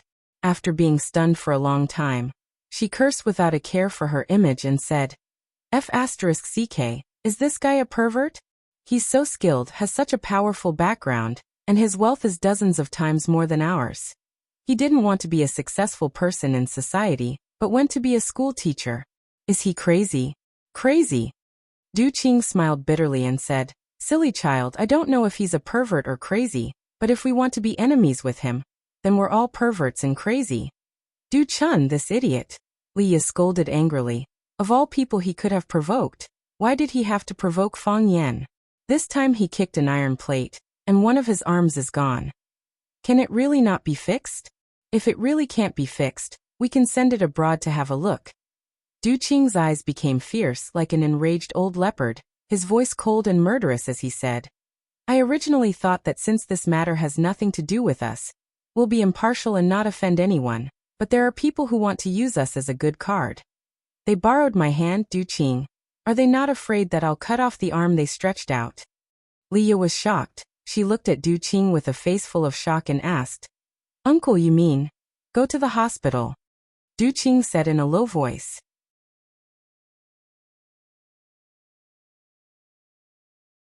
Chapter 503. Qinghong Hospital was one of Du Qing's businesses. When Du Qing and Leah rushed to Qinghong Hospital, Du Chun's body had already been examined, and he was preparing to make the next step.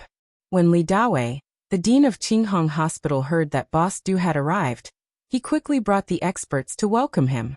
Du Qing shook hands with Dean Li Dawei and asked, What's the result? There's no danger to his life, but the condition of his arm is not optimistic. Li Dawei's expression was serious, as if he was as sad as all of you. He said, I don't know what kind of attack he suffered, but the bones in his right arm have already been shattered. I asked young Master Du, and he said that he was only grabbed by the wrist. If it was only grabbed by the wrist, it would not have been possible to bring about such a degree of injury. To Li Dawei, the situation he encountered was against science. A normal person grabbed your wrist, and the bones in your entire arm were shattered. Was this a myth? Therefore, he believed that there were other secrets to this. Du Qing glanced at Leah, making her realize how terrifying Fang Yan was. He knew that this kind of situation did exist. Is there any possibility of curing Qing Hong? Du Qing asked. Li Dawei shook his head and said, when young Master Du just sent it over, I gathered the orthopedic experts from the hospital to diagnose it. After the examination report came out, we immediately held a meeting. Everyone's views were not optimistic, and the only conclusion they came to was amputation. Dean Li, is there really no other way? Leah asked anxiously. A perfectly fine person's arm was amputated. No one would be able to bear such a consequence. Miss Li, we've really tried our best, Li Dawei said. If we can't solve it here, what about abroad? Abroad? Is there any possibility of curing it? Leah asked. Li Dawei shook his head and said, the hope is very slim, because his bones are not broken, but shattered. If it's broken, we can repair it. A pile of shattered bones, whether it's at home or abroad, I'm afraid there's no mature treatment plan. We can also send the examination report to a few cooperating hospitals abroad to see their feedback. Du Qing nodded and said, do your best. We will, Li Dawei said as if he was promising. Du Chun was lying in the hospital's advanced ward. Because he had just been injected with painkillers, he had already closed his eyes and entered a deep sleep. However, his drowsiness was too shallow. When he heard the door open, he immediately opened his eyes and looked over. His face was pale, his hair was messy, and his eyes were bloodshot. Du Chun, who had always liked to dress in a British style, had fallen into such a haggard state in such a short period of time. He was about to face an even more difficult choice. Fate was really amazing. Uncle, Du Chun called out. His voice was dry, and there was no moisture in his mouth. Du Chun. Leah ran to Du Chun's bedside. Seeing his unbearable pain, her eyes reddened once again and she said, Du Chun, how do you feel now? Do you feel uncomfortable anywhere? I'm fine. Du Chun's eyes were filled with bone-deep hatred as he said, that Fang Yan is too vicious. How do you know his name is Fang Yan? Du Qing looked at Du Chun expressionlessly and asked aloud. Uncle, Li Ye's face also froze. Yeah. How did Du Chun know that the person who cut off his arm was called Fang Yan? Or did he send someone to inquire about it after the incident? With his injuries like this, he still had the mood to ask someone to inquire about the origins of the culprit?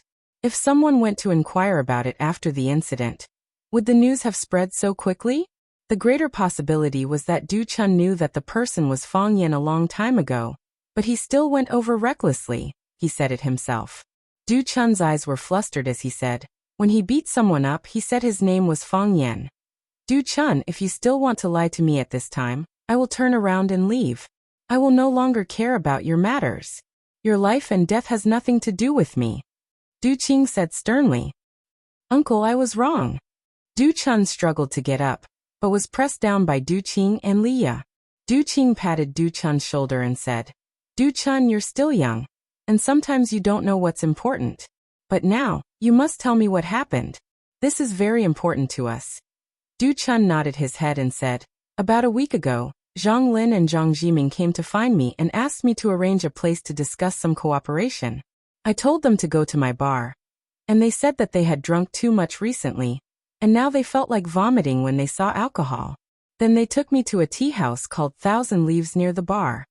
At that time, I saw Chiba Kaoru and thought that this woman was very beautiful. So they encouraged you to pursue her, didn't they? Du Qing asked. Yes, they said that this was a fairyland on earth, and that such a beauty could not be missed. They also said that I would definitely not succeed.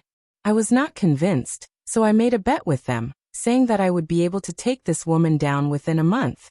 Du Qing looked at Li Ye meaning to say, do you think I guessed wrong? Leah was both angry and annoyed. She slapped Du Chun's head and scolded. Du Chun, you idiot. Have you never seen a woman in your life? They clearly treat you as a fool and set up a trap, waiting for you to jump into it. You are really not polite at all. Such a beautiful woman, with the Zhang brothers' moral character. Why don't they do it themselves? Why did they have to think of a way to provoke you? Du Chun was shocked and said, they deliberately tricked me. At that time, They also said that they wanted to make a move, but I said that I was the first to discover it, so I had to pay attention to first come, first served. So you went to harass the Thousand Leaves tea house again and again? To pester Chiba Kaoru? Leah asked. Since the bet has already been made, I can't give up halfway. Furthermore, I've already boasted to them that if I can't even deal with a little curator of a tea house, I'll lose too much face in front of my friends. Leah laughed coldly again and said, So, in order to not lose face in front of your friends, you would rather lose an arm? Du Chun's mood became irritable, and said, I didn't expect it either. I didn't expect it to end like this. I've already bribed the staff of the tea house. She will inform me at any time. I didn't expect him to be so vicious. I thought the people I brought would be enough to make him suffer. You just said the staff member who tipped you off was the woman you kicked and beat? Du Qing asked. How do you know? Du Chun asked in surprise. What was she doing when you came in? She was playing the zither with someone. Du Chun said. There are so many waiters in the tea house, and she is playing the zither with someone. Are you talking about the zither in the corner? Du Chun nodded and corrected. Yes, it's the zither. The zither is in the corner, and you are sitting on the big round table at the entrance of the tea house. Don't ask me how I know, because I saw blood on the floor of that table. In other words, you and that girl are sitting at the innermost part of the tea house, and the other is sitting at the outermost part of the tea house.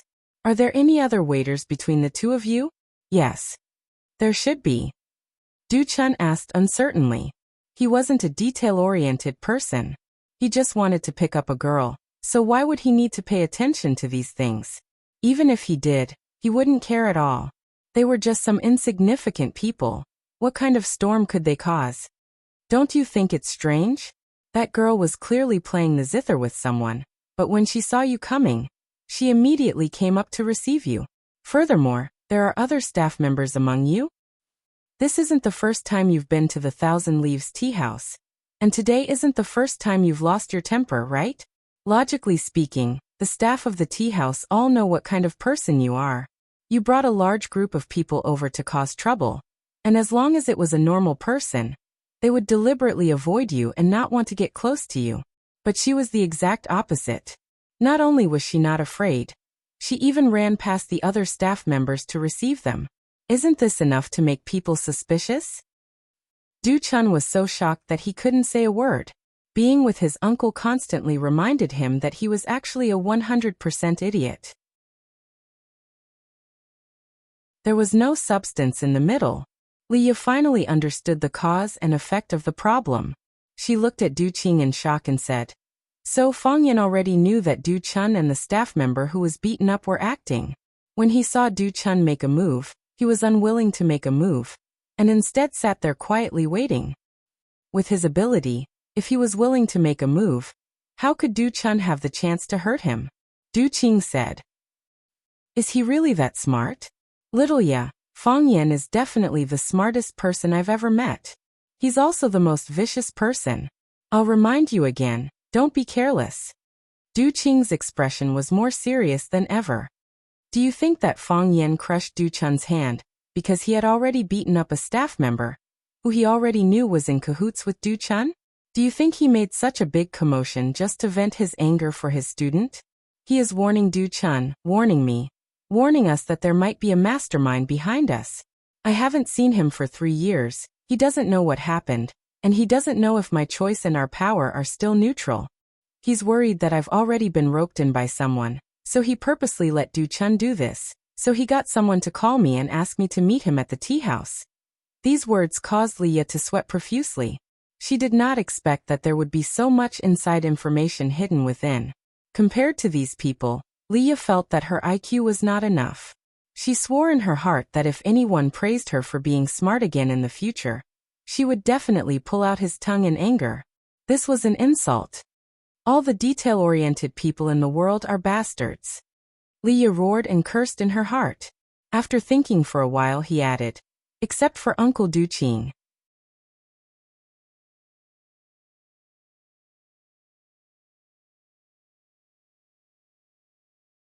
Chapter 504. Leah put away her pride and hatred towards Fong Yan and said, So, when I stubbornly wanted to come to the hospital to visit Du Chun, you rushed to the Thousand Leaves tea house. Some misunderstandings are better solved earlier than later, Du Qing said. If we were late, or if we didn't go, I'm sure Fang Yan would have made a move on us by now, right? What could be more important than this? Du Qing looked at Du Chun and said, why can't you understand a situation full of flaws? Brother Zhonglin didn't come earlier or later, but at this time 3 years later, don't I find it strange? Fang Yan had only returned to Huaqing for a few days, and those people had already sent you to him. Chiba Kaori's father was the head of the Chiba military department. He was the sword god worshipped by the Japanese martial artists. He was a real god. If the news of his daughter being bullied in Wuxia spreads, Du Chun, how many heads do you think you have for them to chop off? Even if Fang Yan doesn't do anything, he only needs to pass this news to the Japanese. Du Chun, do you think our days will be peaceful in the future? What do you think those crazy Japanese swordsmen? What will they do? 100,000 men of sacrifice going to Wuxia. Don't you think it's spectacular? Thinking of the suicidal attacks of the Japanese soldiers, Li Ye and Du Chun's heart sank. It was too dangerous, too scary, too deadly. Who are these people? What were these people's hearts made of? With a casual move, they pushed people into a pit of fire. No, it wasn't just a pit of fire. This was a mountain of knives, a sea of swords, and the 18 levels of hell. In the past, Li Ye scoffed at the saying that a certain person could do anything with a flip of his hand. After this incident, she finally believed that there were people who could reach such a level. Fang Yan was like that, Du Qing was like that, and the person behind all of this was like that. With a glance or a move, they could bring people to heaven and send them to hell. They were all devils. Yes, complete and utter devils. If possible, Leah would never want to interact with such a person in her entire life. Uncle, I don't understand. Why did those people target us? Why did they push us to the opposite side of Fang Yan? Leah asked in confusion. Because of those buckets of water, Du Qing said bitterly. If they want to play chess with Fang Yan, and want to win the game, then they will have to play chess with him. Of course, we have to do a detailed investigation on Fang Yan and the people around Fang Yan. We send water to Fang Yan's grandfather Lu Gong every month, so they will naturally suspect that we have a close relationship with Fang Yan. 3 years ago, Lu Gong brought Fang Yan to visit Du Qing. Or rather, he was looking for trouble. In the end, Du Qing cleverly resolved it.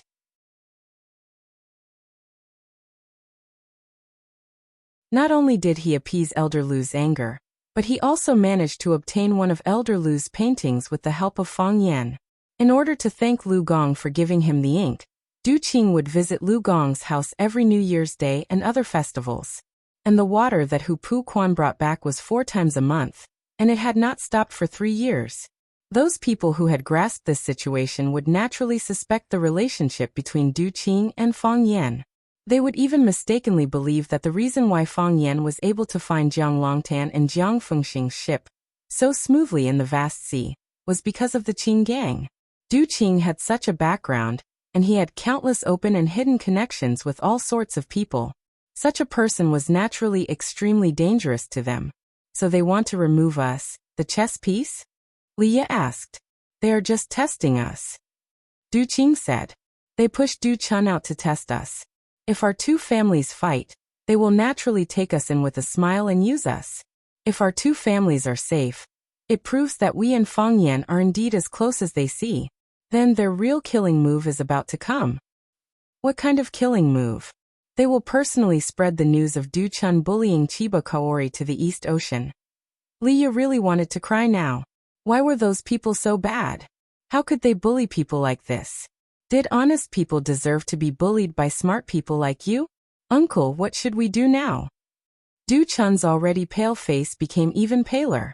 He didn't think, and it was impossible for him to think, that just going to a tea house with a friend for a cup of tea, seeing a beautiful girl, and making a bet. How could it bring about such a huge impact? How could it push him and his uncle into a desperate situation? Build an alliance with Fang Yan, and work hard to get Chiba Kaori's forgiveness. Du Qing said firmly. That's what I rushed to the tea house to do. We've already formed an alliance with Fang Yan? Is there a better choice? Du Qing smiled bitterly. Is it better for us to face those crazy death warriors alone? Or is it better for us to face them together with Fang Yan? Chiba Kaori is Fang Yan's student, and it seems like they have a good relationship. Why would Fang Yan help us? Because it was the Fang family who killed Chiba Kaori's father, Du Qing said in a heavy voice. No matter what the reason is, the East Ocean people will put this hatred on Fang Yan. Fang Yan is their longtime enemy, so he doesn't care how many East Ocean swordsmen he offends. We were born to work together. When he asked to meet, I had no reason to refuse.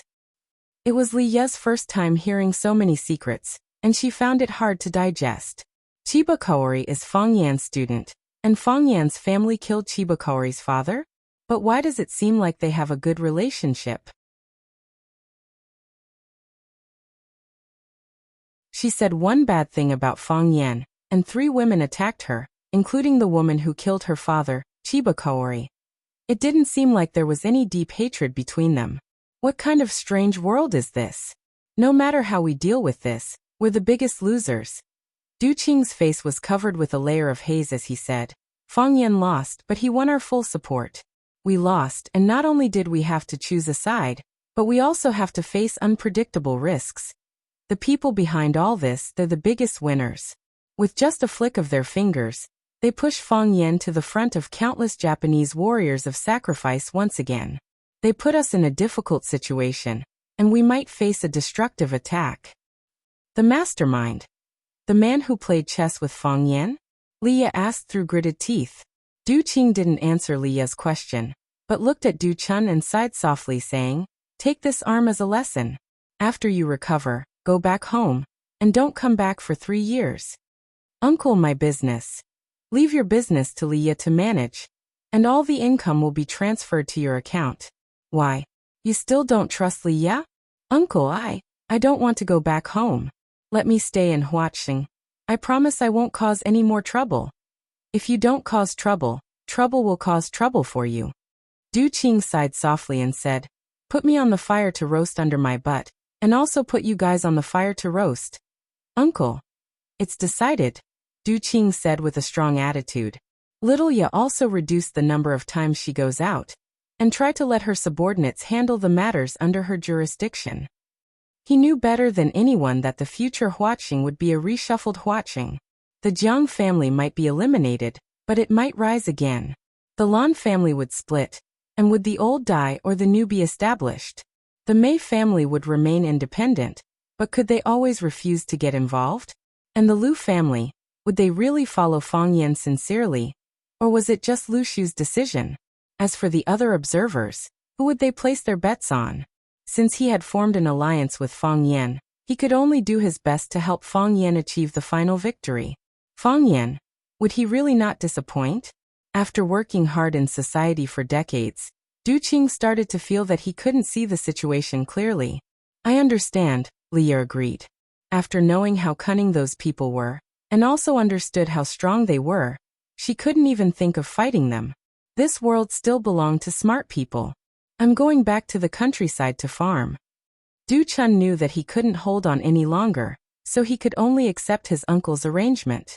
Du Qing patted Du Chun's head and said, Your hand might not be able to keep it, be mentally prepared. Du Qing turned around and left, while Li Ye stayed behind to take care of Du Chun. Sis, I really can't keep my hand? Du Chun asked sorrowfully. Li Ye nodded and said, Finally, your life is saved. Du Chun, you really got into big trouble this time. The tea was already in its 3rd brew, and it wouldn't taste too good if it continued. Instead, it would ruin the beauty left behind.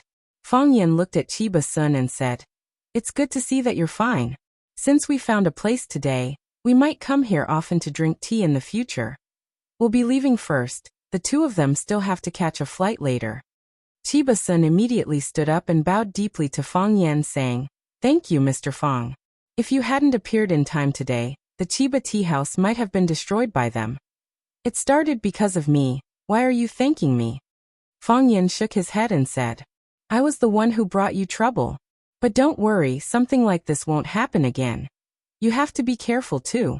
If you encounter anything that you can't solve, you can call Mr. Du or contact me anytime.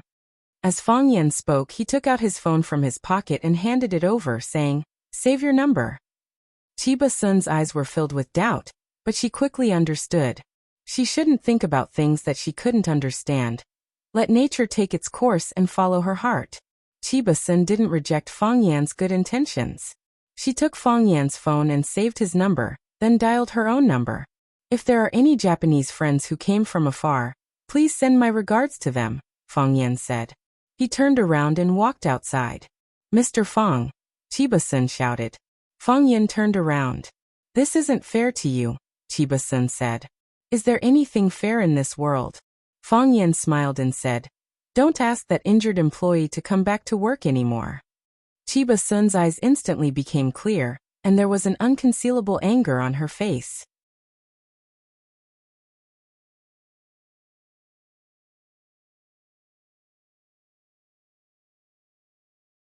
Chapter 505. Jiang Qin and Yuan Lin didn't understand what they were talking about, but they knew it must be very bad, because they found that Fang Yan's eyes were very lonely and his smile was very bitter. "Mr. Fang, are you okay?" Jiang Qin asked with concern. "I'm fine." Fang Yan smiled and shook his head. "Am I not fine?"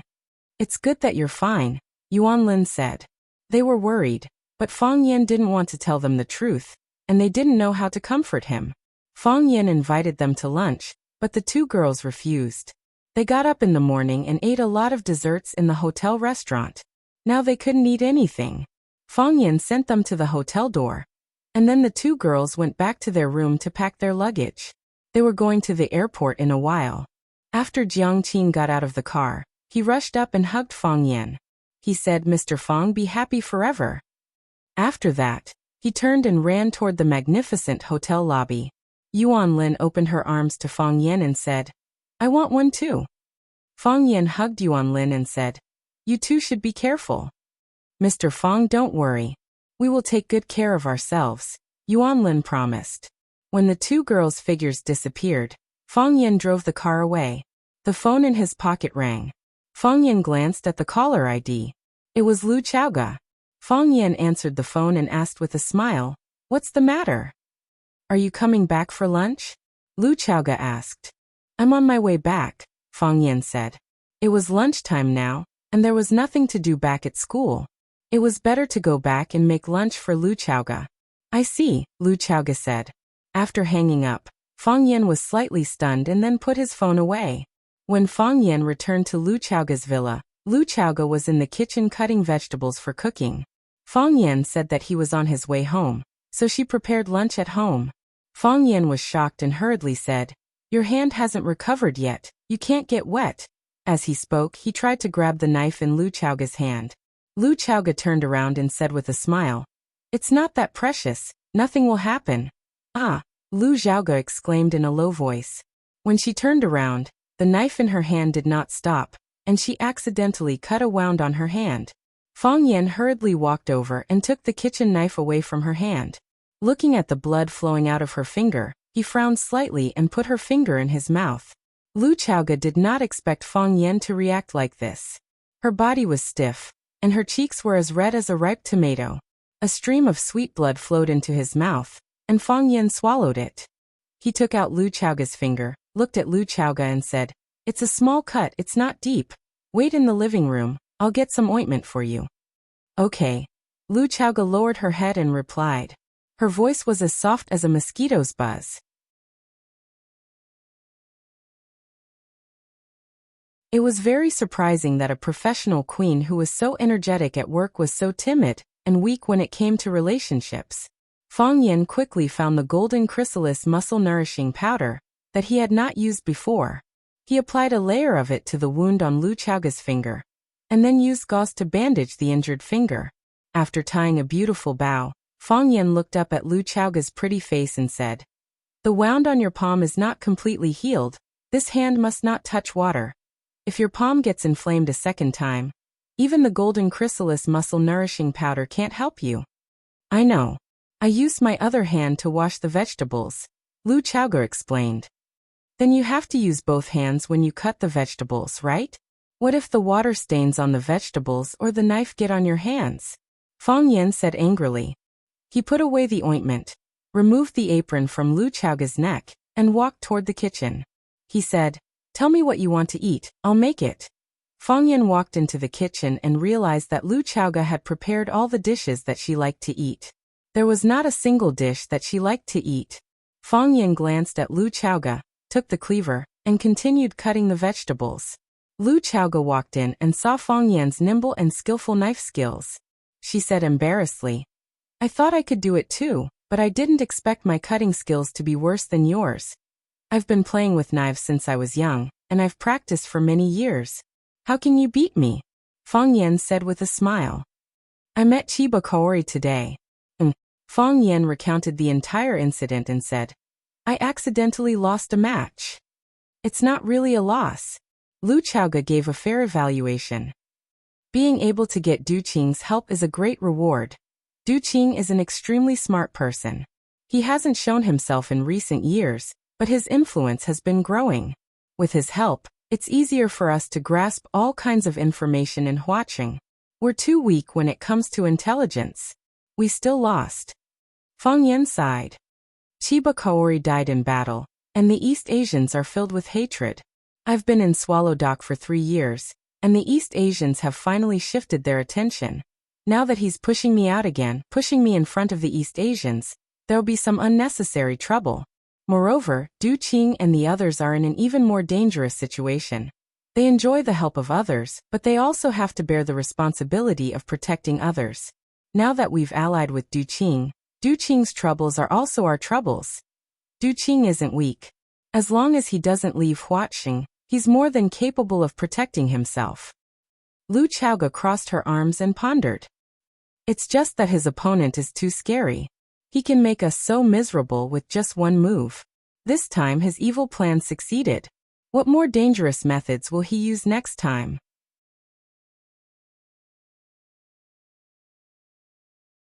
The enemy is in the dark, and we're in the light. It's really hard to guard against. Fang Yan sneered and said, "Who said the enemy is in the dark, and we're in the light? They're the same as us in the light, at least from today onwards. As long as he's still in Huaqing, as long as he hasn't left, their whereabouts will definitely be under our eyes. Du Qing isn't someone to be trifled with. He's suffered such a big loss today, so he'll naturally think of a way to get justice for his nephew. I believe in his ability and wisdom. We still have to be careful." Lu Chaoga stood behind Fang Yan and watched him hunch his back slightly while cutting vegetables. Her heart was full of pity and heartache. This young man, the opponent he faced, was too strong, and the burden he had to bear was too heavy. She really wanted to press her body against him, to reach out and hug him tightly in her arms. She felt her breathing quicken, and she felt her heartbeat quicken. Her body's fragrance secreted more and more, and there was even a thin layer of sweat flowing out. She was wet. The t-shirt under the jacket and the underwear underneath were all soaked with nervous sweat. But she just didn't have the courage to take that step. "I'm really a timid woman," Lu Chaoga thought in her heart in annoyance. Fang Yan sensed Lu Chaoga's abnormality behind him, and his movements of cutting vegetables slowed down, but he didn't turn around in the end. A pile of dry firewood, a raging fire, as long as anyone took the initiative, as long as a spark flew out, it would start a prairie fire, and once it started, it would be unstoppable. Fang Yan finished cutting the vegetables and said, "I'm going to cook. Go to the living room and watch TV for a while, so that the smoke doesn't get on you." "Okay." Lu Chaoga's voice trembled slightly as she said. She quickly left the kitchen and walked towards the living room. Deep love doesn't last long. Fang Yan's hands and feet were deft, and he quickly prepared a table of sumptuous dishes. Lu Chaoga had the habit of taking a nap. After lunch, Lu Chaoga went upstairs to rest, and Fang Yan cleaned up the dishes. After finishing the work at home, Fang Yan sat on the sofa for a while in a daze, but he still decided to drive to school. There was only Baldi on duty in the security booth. Fang Yan asked where the others went. Baldi said that the freshmen were in military training, and the others were patrolling the school's big field to prevent students from fainting from heat stroke or other emergencies. Fang Yan filled his teacup with tea and said, "If that's the case, then I'll go to the field." Go go, Baldy said with a smile. Since you took care of those gangsters, no gangsters dared to come to our school to cause trouble. It's safe here, and nothing will happen. Although Fang Yan was no longer a teacher, he also knew that Rosefinch Secondary recruited 16 classes this year, and each class had 45 students. It couldn't be helped. As the reputation of Rosefinch Senior High School became more and more prominent, more and more parents wanted to send their children here to study. Moreover, in order to achieve this goal, they really didn't care about the cost. If it wasn't for Zhong Dei's strict control and stubbornly guarding the academic performance, Rosefinch would have recruited 100 classes. No matter how poor they were, they couldn't be poor in education. No matter how hard it was, they couldn't let their children suffer. The old man's words were the most thoroughly implemented in this society. Each class had a square formation, and 16 classes meant 16 square formations. Of course, during military training, boys and girls still had to be separated. Because of the difference in physical fitness, the training intensity was also different. The facilities of Rosefinch Secondary were still very good. There were 2 standard football fields, plus more than a dozen basketball courts, which was enough to accommodate the freshmen and the military training instructors transferred from the surrounding armed police force. The afternoon sun was very hot, and it burned people's faces. Fang Yan wasn't afraid of the sun, but he didn't like it to tan him, so he deliberately walked under the shade of the trees. Why aren't you in military training? Which class are you in? A rough voice shouted at Fang Yan.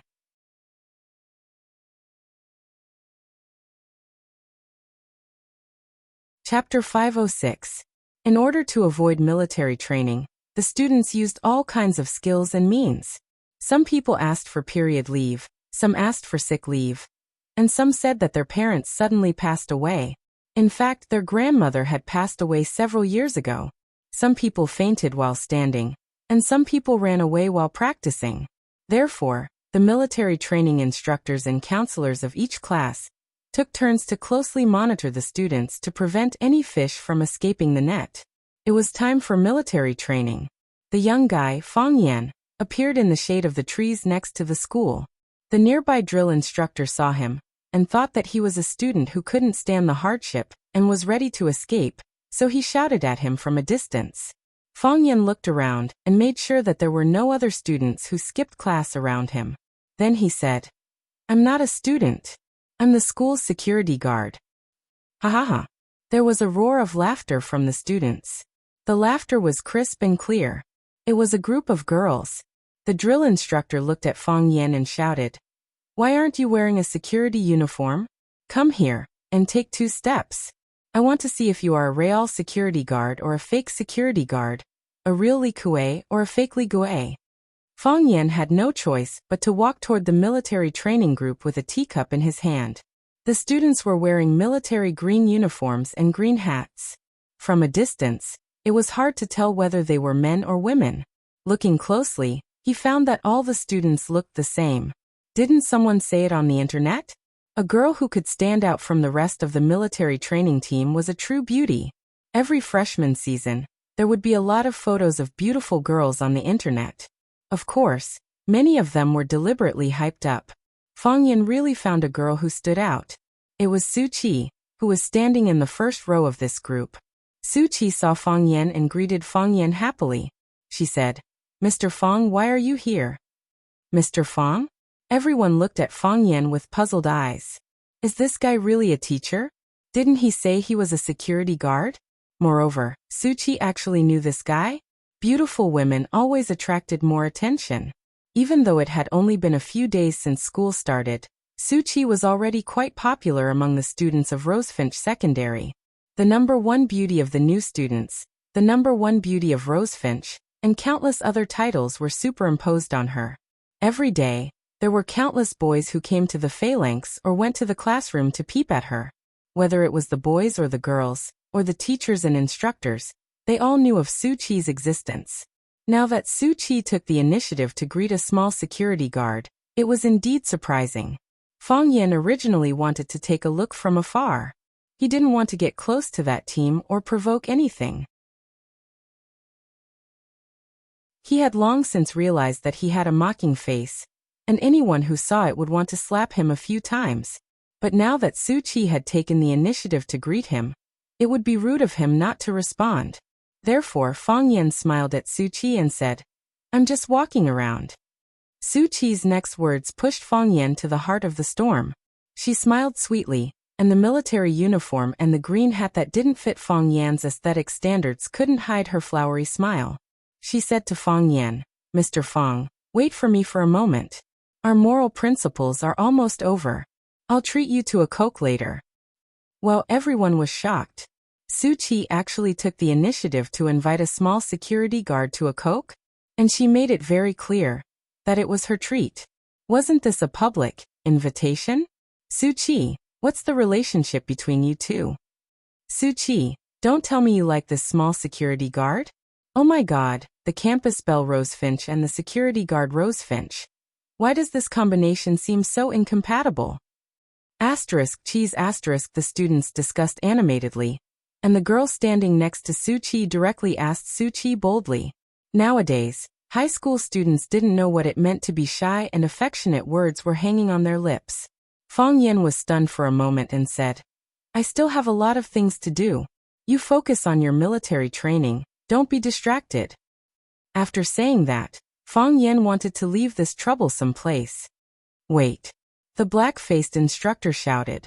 Fang Yan turned to look at the instructor and said with a smile, "Hello, is there something I can help you with?" "What's your name?" The instructor looked up and down Fang Yan's face and asked. Fang Yan said, "Are you really the security guard of the school?" "Yes." Fang Yan nodded. "I'm often on duty at the school gate. Many students here should have seen me, right?" The instructor sneered and pointed to the black Chinese tunic suit on Fang Yan and said, "It's not the first time I've seen the school's security guards. I'm also very familiar with Captain Kai of your security department, and we've even had a meal together. Everyone else is wearing the school's security uniform. Why are you the only one wearing a Chinese tunic suit? Why? Do you think the security uniform is ugly?" To be honest, Fang Yan did think the security uniform was ugly. Perhaps many of these students who were undergoing military training also felt that the military uniform they were wearing was ugly. However, if he said his true thoughts in public, it would be too offensive.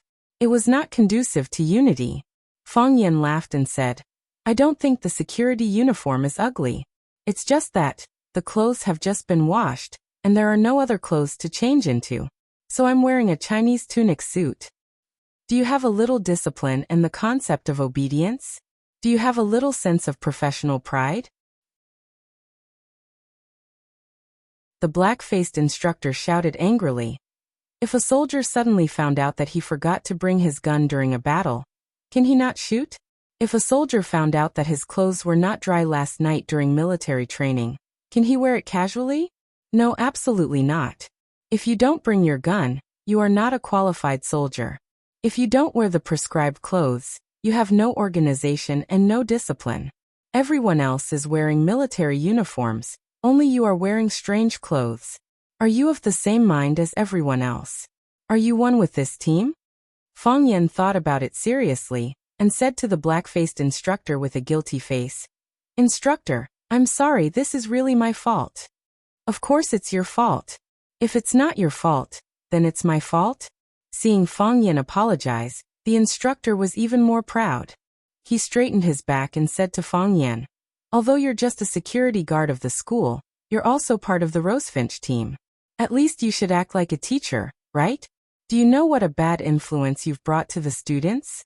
If all the students I brought wore my own clothes for military training, what would the team look like? Do you have any heroic spirit? Do you have any military demeanor?" Fang Yan felt that he was about to cry. He felt that what the instructor said made sense, and he was speechless. So Fang Yan apologized to the instructor again and said, "Instructor, I'm sorry, this is really my fault. I have no organization and no discipline, and I dress too independently." Then he said to the students who were in military training, "Students, I'm a bad role model. You must not learn from me. Since it's military training, you should act like a soldier. Don't think that your clothes are ugly. Don't think that your hats are an eyesore. Don't think that your hats cover your bangs and crush your carefully styled hair. No, a man who bleeds is the most handsome, and a woman who sweats is the most beautiful. You have abandoned the beauty of gentleness and have the beauty of toughness that is even rarer. Fang Yan felt that he had stirred up enough. He smiled awkwardly and said, "Students, you continue with your military training. Military training is very necessary. I won't disturb you anymore." The black-faced instructor's face looked better. He even knew how to joke with the students.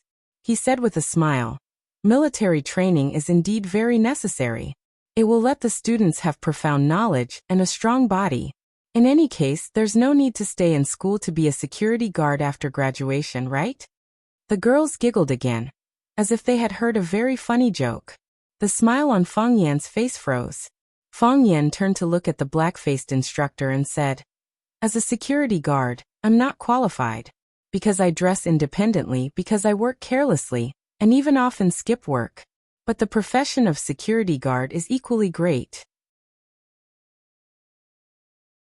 They are as great as the profession of a soldier."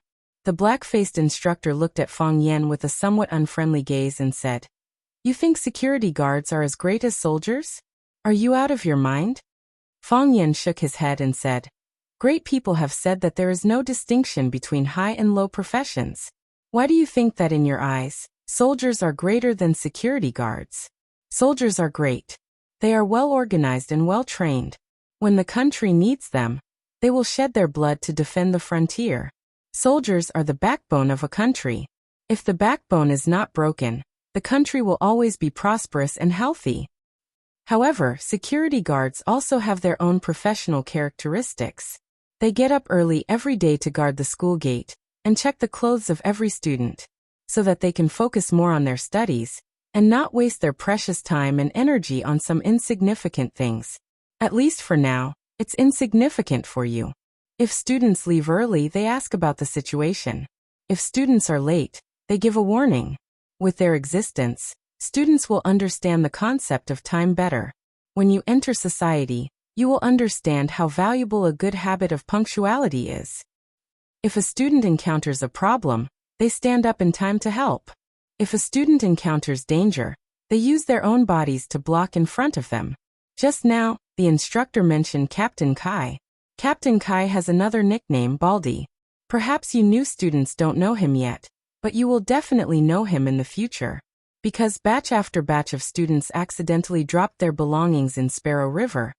It was Baldy and the others who jumped into the water to retrieve them. Some students' keys or mobile phones were thrown into the toilet pit in the toilet. "Wow," the students exclaimed. "He jumped into the toilet pit?"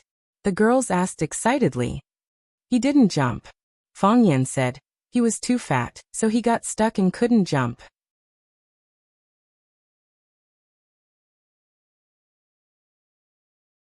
Chapter 507. Che. The girls were full of disdain. What kind of people are they? They thought that Baldy jumped into the cesspit to help the students get their cell phones and keys. Fang Yan looked at them and said, "It doesn't matter whether they jumped or not, and the method of salvage is not important. What's important is that they are selflessly contributing. When you are in need, they stand up. They are on duty during the day to ensure that the students can concentrate on their studies in a quiet and peaceful campus. They are on duty at night because they are worried that something unexpected will happen. In the past, there were often hooligans who came to the school gate to make trouble, who blocked them outside. There were students with appendicitis at 2 or 3 o'clock in the morning, who carried them to the hospital. The work of a security guard is inconspicuous, but it also has its shining points. The work of a security guard is trivial and tedious, but it is also essential. Different professions have different nature of the profession. The black-faced instructor sneered and said, "Sure enough, you have an eloquent mouth. That's why you are so popular with girls. Do you think others are idiots? Although the great man did say that there is no distinction between professions, is the function of a security guard and a soldier the same? The army guards the border, and a security guard is just a school. If you dare to say that we are the same as security guards, believe it or not, I will slap you in the face. Not only will I slap you, but my brothers will also slap you. You belittle us as security guards. Are you crazy?" The black-faced instructor turned to look at the phalanx of students in front of him and shouted, "Is there anyone who wants to be a soldier when you grow up?" I am willing. I like to be a soldier since I was a child. I think a soldier is very masculine. Instructor, can we marry a soldier when we grow up? The black-faced instructor glanced at Fang Yan coldly and said, "Is there anyone who wants to be a security guard when you grow up?" The students laughed out loud. This question was too funny. At their age, it was the bravest time to be fearless. They were full of fantasies about life, full of confidence and hope for the future. They wanted to be successful businessmen, world-class scholars, writers, directors, stars, celebrities. At the very least, they wanted to open a flower shop and become a small owner of a coffee shop. Become a security guard? Was the instructor joking? Instructor, this question is very difficult for us to answer. We just felt that security is actually not bad, but we still don't want to be security guards. That's right, who would want to be a security guard? It's so ugly to wear such clothes to patrol every day. I've never thought of finding a boyfriend who's a security guard. If it's a gathering of friends and they ask what your boyfriend does, how are you going to tell them? Fang Yan wasn't angry when the students said that they didn't want to be security guards. When he was this age, he had never thought of becoming a security guard. Fang Yan looked at the students who were laughing and teasing and said with a warm voice, "I just want to tell you that it's not easy being a security guard. They were not paid much, but they did a lot of things. Security guards are the same as soldiers and other professions. As long as they don't break the law, don't make mistakes, and perform their duties within the scope of their profession, it's still a good job. You said that you want to be a soldier, and I support you 1,000,000 times. My best brother became a soldier and fought in the most dangerous places in the country." The black-faced instructor sneered. He didn't believe what Fang Yan said at all. "I hope that there will be no war in the country and the world will be peaceful, but this wish is difficult to achieve. Therefore, our country needs such warriors, heroes who are willing to risk their lives. I can completely understand that you don't want to be a security guard, and don't want to marry a security guard. When I was the same age as you, I wanted to be an assassin, waiting for the girl next door to grow up. I wanted to be a close bodyguard for the daughter of a rich man, leveling up and killing monsters all the way to become the son-in-law of their family. I wanted to learn Chinese medicine and become a genius doctor who won the Nobel Prize in medicine. I wanted to act and become the godfather of the entertainment industry. However, when I was young, I didn't want to be a teacher or a security guard. In the end, I chose these two professions, and I'm willing to accept it. Because they are quiet, because they don't compete with others. In my current state of mind, I really need to calm myself down. I like this kind of seemingly idle work. So, I sincerely wish you all a greater future and a brighter and more brilliant future. Even geese leave a sound when they pass by, and people leave their names when they pass by. I hope your names will be known throughout the world." Clatter. The girls applauded wildly. They were stirred up by Fang Yan's words, and their blood was boiling. They felt that Fang Yan understood them, and understood their psychology. Everything Fang Yan said was exactly what they were thinking. They were at the best age and felt that they were the best, so they hoped that everything needed to be the best. To be a world-class assassin, to be a close bodyguard for a rich man, to be a doctor who won the Nobel Prize, to be the godfather of the entertainment industry. Wasn't this the Prince Charming of the girls' fantasy? The girls thought that this little security guard was really cute. No wonder the campus belle, Su Chi, took the initiative to invite him to drink Coke. Fang Yan smiled honestly, waved to the students and said, "Students, I won't disturb your military training anymore. Goodbye." After that, Fang Yan turned around and was ready to leave.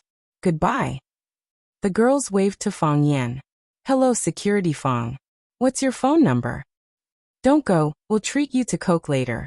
Or you can treat us to Coke too." The students tried to persuade him to stay. They felt that talking to this little security guard, Fang Yan, was much more interesting than military training. With him around for a while, they didn't feel that the sun was scorching above their heads, nor did they feel that their legs were trembling. Time seemed to pass a little faster than usual.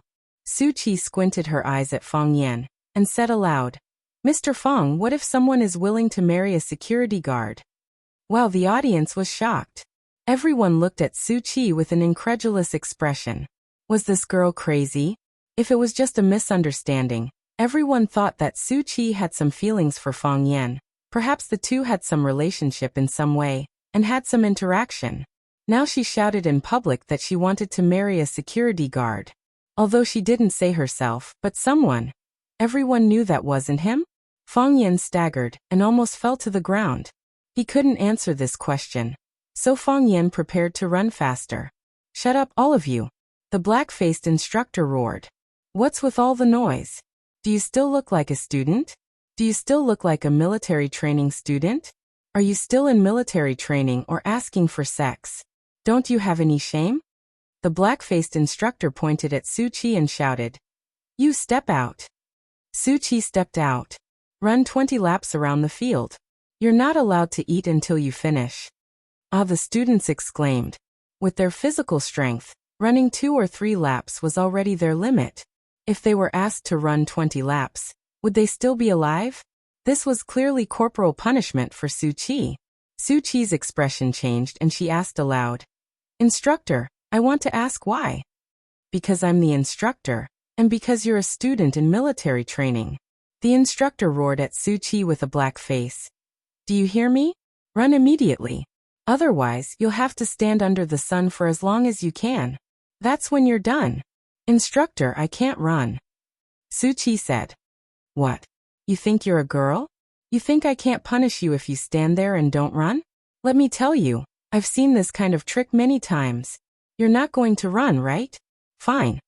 The instructor turned to look at the students and roared. You're a team, a collective. Her mistake is your collective mistake. If she doesn't want to run, then you'll have to stand with her. Cancel the intermission. Cancel the dinner. When she starts running, when she finishes running, that's when you can rest and eat. Ah, the students screamed even more miserably. Their bodies were already exhausted, and they clenched their teeth and persevered just for the intermission. Now that the intermission and dinner were cancelled, how could they bear it?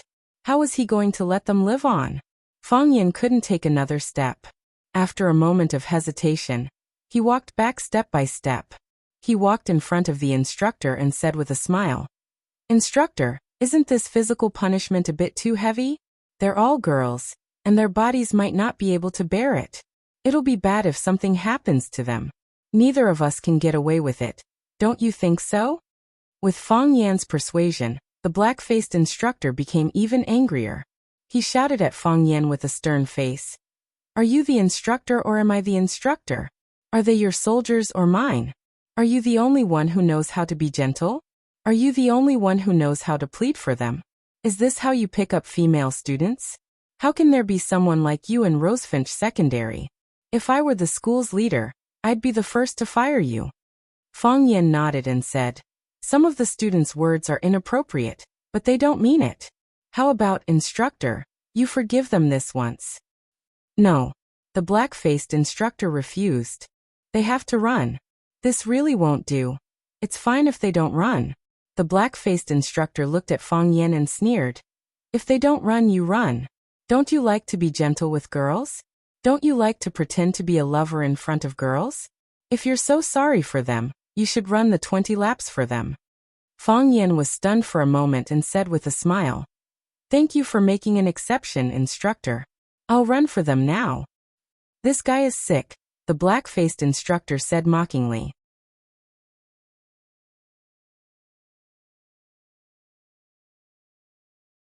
Chapter 508. This guy was sick and very sick. Running 20 laps around the field was not only unbearable for the girls, but it was also difficult for the boys. In the eyes of the black-faced instructor, Fong Yan's stubbornness in accepting this mission was asking for trouble. In order to please the girls, this little security guard was willing to put down his pride. Not only did he put down his pride, but he also didn't want to live anymore. Most of the security guards were idle people. These people didn't go through systematic training, and they didn't know how to self-recover and self-regulate. Not to mention 20 laps, when he finished 2 laps, he would lie on the ground and pretend to be dead. Let's see if the girls would still think he was a likable guy. Idiot. The black-faced instructor cursed in his heart. Fang Yin knew what the black-faced instructor was thinking, but running 20 laps around the field was really not a difficult task for him. Every morning he would wake up for an hour, and his training would be 10 times harder than this. Just running laps? Please, our Fang family doesn't have such a simple training method. If the other neighbors of Swallow Dock knew that the Fang family's family training was running laps, they would laugh at them. The Fang family couldn't afford to lose face like this. Mr. Fang, don't run. When Su Qi heard that Fang Yan was going to take the physical punishment for her, she felt sweet inside, but she couldn't help but worry for Fang Yan. Don't run, I'll just stand. That's right. Mr. Fang, don't run, right? That's 20 laps. Instructor, you can't run 20 laps, right? Aren't you making things difficult for us? Instructor, can you spare us this time? We'll treat you to a cola, okay? Shut up. The more these students spoke for Fang Yan, the more uncomfortable the black-faced instructor felt. How could he let a mere security guard ruin his team of students, and the girl he liked? He looked at Fang Yan coldly and asked, "What? You're just good at talking? You won't be able to win if you fight?" Fang Yan looked at the instructor and said sincerely, "Mr. Instructor, please don't be hostile to me." "Who's hostile to you? If you want to run, then run. If you don't want to run, then forget it. Did I force you? Did I put a gun to your head and let you run?" The instructor flew into a rage. What he hated the most was being exposed in public. How was he supposed to behave like this? If you don't want to run, then scram. I still have to educate my students. Don't be led astray by the hooligans in school. Fang Yan sighed and said, "I'm willing to accept the punishment on their behalf. I'll definitely finish these 20 laps. I just hope that you won't work with your emotions. That will have a bad influence on the students." The black-faced instructor was really annoyed by Fang Yan. He said, "I work with emotions? Are you kidding me? You say I work with emotions? Why am I working with emotions? What kind of emotion did I bring to work? You have to make it clear to me today." Fang Yan interrupted the instructor and said, "Will this matter be settled after I finish the 20 laps?" "Yes." Fang Yan pointed at Su Qi and said, "Doesn't she need to stand as punishment?" "No need." Fang Yan then pointed at the students and said, "Can they go eat too?" "Yes." The instructor sneered and said, "After you finish, they can go eat." Fang Yan nodded, turned around and ran toward the field. "Mr. Fang!" Su Qi exclaimed. Fang Yan acted as if he didn't hear anything. His body had already finished running. "Su Qi, is he really the school's security guard? He looks quite handsome. Su Qi, how did you two meet? Do you really like him? He looks gentle and quite manly, but this is 20 laps. Can he last?" Su Qi didn't answer their questions and didn't know how to answer them. At first glance, she felt that this man was very strange. At second glance, she felt that this man was very mysterious. At third glance, she felt that this man was very charming, a kind of indescribable charm. It was just fate at third glance. She couldn't tell if it was love or like. Besides, did it matter? People interacting with people was a kind of feeling. If they felt good, they would treat you well. If they felt bad, they would treat you badly. If they felt good, they would treat others badly. If they felt bad, they would treat others well. That was asking for trouble. The black-faced instructor glanced at Su Qi and raised his voice to all the girls. "You are still young. There are a lot of things you don't understand. There are a lot of people who can't see through it. They think that saying a few witty words is humorous, and doing a few strange actions is cold. I can tell you responsibly that such a man will not have any future." "Impossible," Su Qi retorted. "You think I'm wrong?" The black-faced instructor stared at Su Qi and asked. "Of course not," Su Qi said. "What do you think?" "He is penniless. I can make him rich. He is unknown. I can make him famous." Su Qi said, "He likes to be a teacher, so I can make him the principal. He likes to be a security guard, so I can make him the security captain. Besides, I think he is more promising than you now."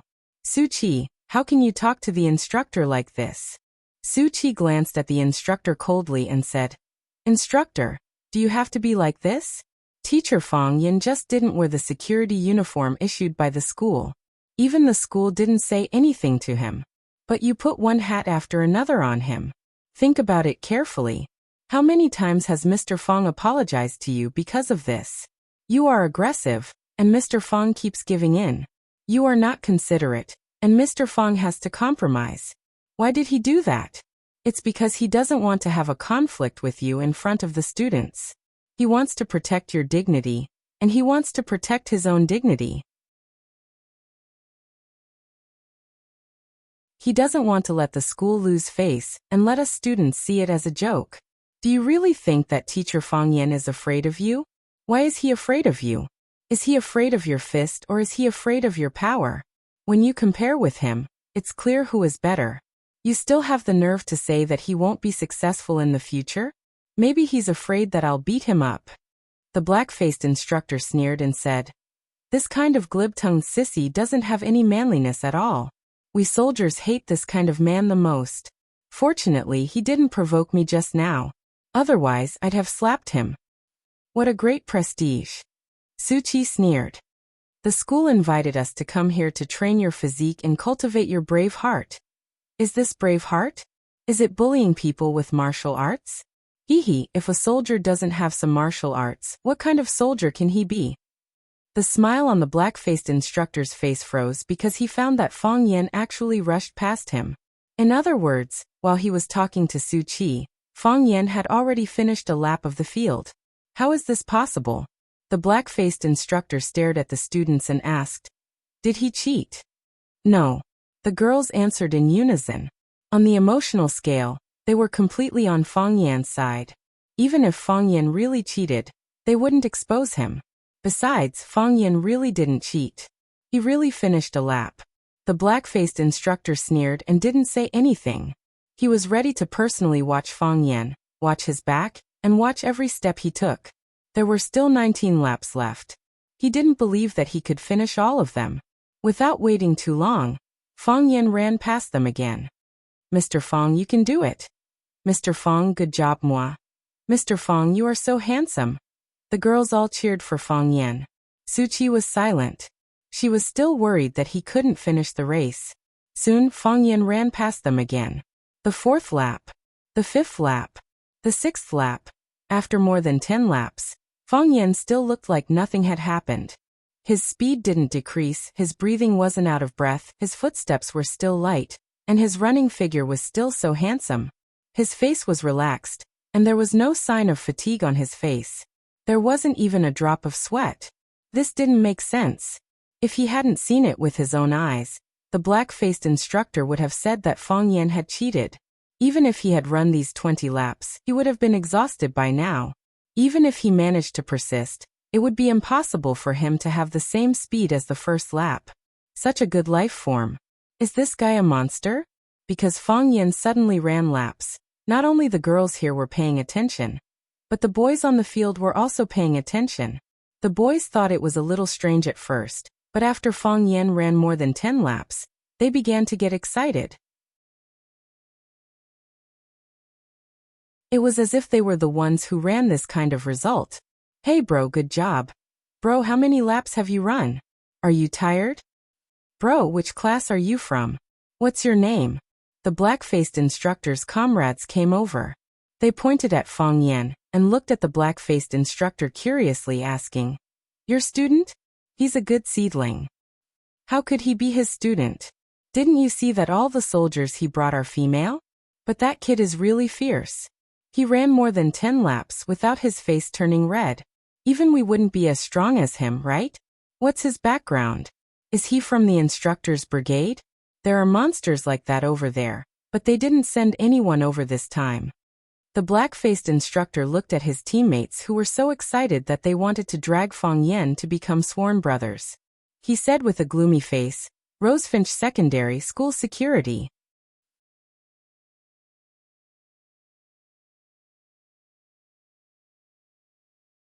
Chapter 509.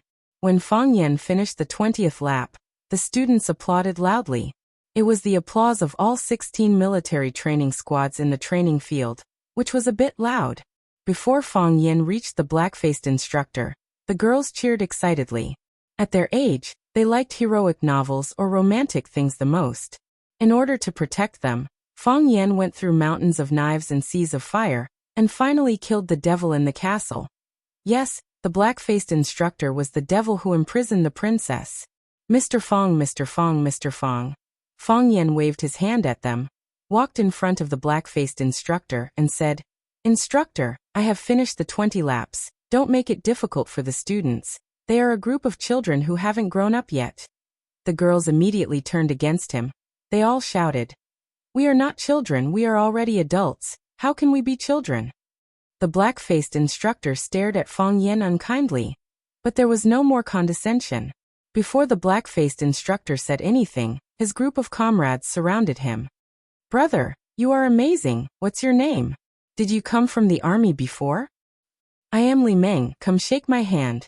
Good skills, not out of breath, not beating heart. Hee, who can do that? Anyway, I can't do it." Fang Yin smiled and shook hands with these military training instructors, and said with a smile, "Brothers, you have worked hard. My name is Fang Yin. I am the school's security guard. No matter what you are, we like people who are capable. We like people who are capable. What you showed us just now really shocked us. We often train and run farther than you. But after running, we are almost paralyzed from exhaustion. You look like nothing has happened to you. You should be fine to run another 20 laps, right?" Fang Yin quickly waved his hand, wiped the sweat on his forehead, and said, I can't, I'm forcing myself, I'm exhausted." "Be humble," the instructor said. Fang Yin took the initiative to walk in front of the black-faced instructor, and said, "Come shake hands. Things started because of me, and will end because of me. I'll run these 20 laps as an apology. Don't take it to heart. Use your professional knowledge to let these students experience the demeanor of a real soldier." The black-faced instructor's face suddenly turned purple. He looked at Fang Yin embarrassedly and said, "I've always been against you. I've never been a likable person." Fang Yin explained seriously, "I didn't grow up well. It's not your fault." Fang Yin would often reflect on why people would view him as an enemy no matter where he went. Later on, he also thought of such a possibility. Could it be that his appearance was attracting hatred for him? "Poochie," the girls roared with laughter. Some of them bent over, some of them fell down, and some of them had tears in their eyes. "It's not your fault that I didn't grow properly. Who doesn't want to grow well? But, can this kind of thing be decided by oneself? This little security guard is so cute." The black-faced instructor also laughed. He reached out his rough big hand and shook Fang Yin's hand. He said, "I also have to apologize to you. In fact, I saw that you were liked by the girls, and I felt a little uncomfortable.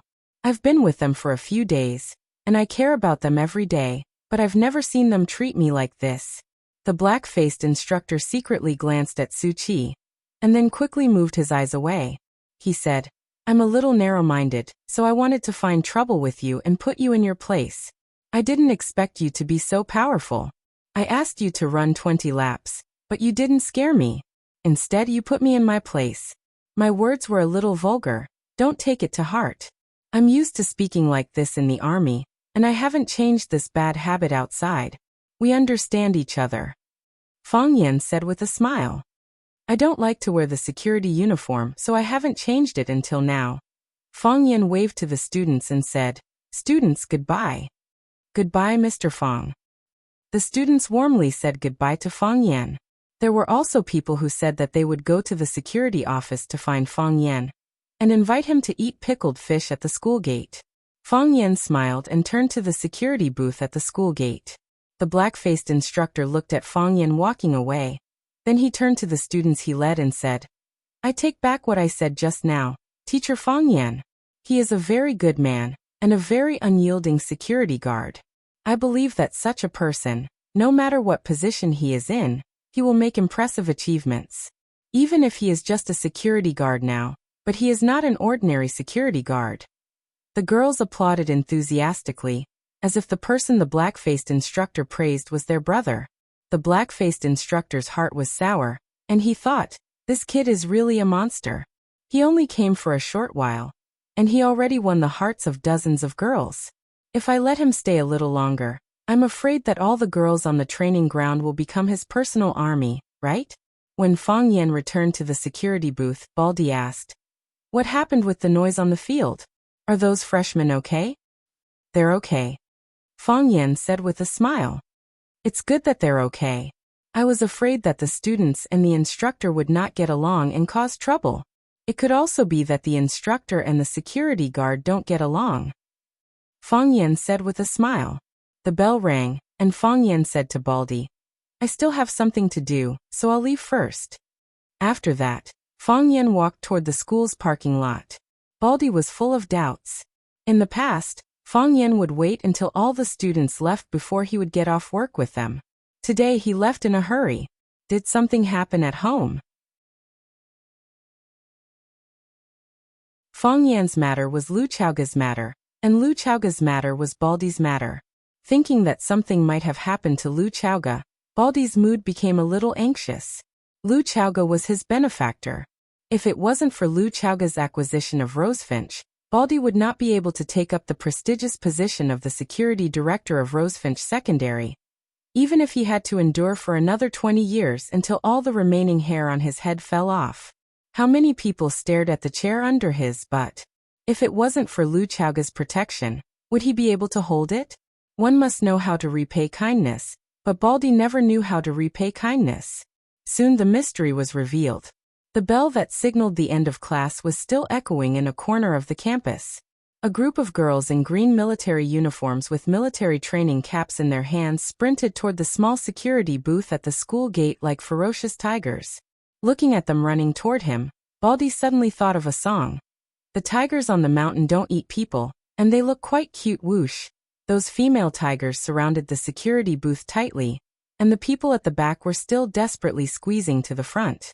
Professional habits made Baldy want to go out and maintain order. Just as he was thinking about this, he realized he was trapped in the security booth and couldn't go out at all. "Teacher, is Teacher Fang Yan here?" a sweet girl asked aloud. "Where's Fang Yan? Do you have a security guard named Fang Yan? The one who is very handsome, 100 times more handsome than you." This girl's question was more straightforward. "Hand over Fang Yan to us." This girl was more barbaric. Baldy was dizzy from the noise, but he finally understood what was going on. In other words, these girls, 1, 2, 3, 4, 5, dozens of girls were looking for Fang Yan. Baldy was really confused. Didn't he just ask Fang Yan to patrol the freshman training ground? How did he bring back such a large group of girls in the blink of an eye? Even if he was a blooming rape flower, he shouldn't attract so many bees, right? Besides, he and his buddies walked around the freshman training ground every day. Because he was worried about the safety of the girls, he deliberately wandered in front of them a few times. It shouldn't have caused such a big scene, right? Of course, there were girls who took the initiative to hit on him. They threw over 100 yuan and said, "Security, buy me 2 boxes of mineral water." The more Baldy thought about it, the angrier he got. He slapped the tattered table in front of him. Pa! The whole place was safe, and there was silence. Baldy was very satisfied with the silent effect he created. He was about to show off the dignity of the security captain when the girls suddenly exploded. "Hey, what's wrong with you? Why did you slap the table? Do you think you look handsome when you slap the table?"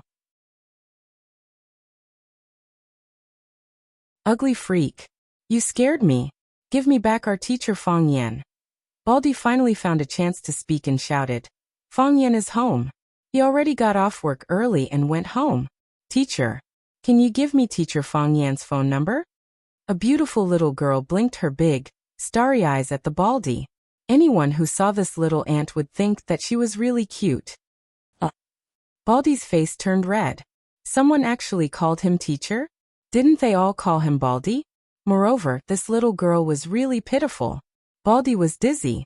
When he was about to tell them Fang Yan's phone number, he saw the other girl's eyes and suddenly became alert. "I don't know," Baldy said. "Che." The girls collectively gave him the middle finger. Fang Yan crossed the Rosefinch Bridge and entered the stone pillar path of the school, known as the Love Corridor.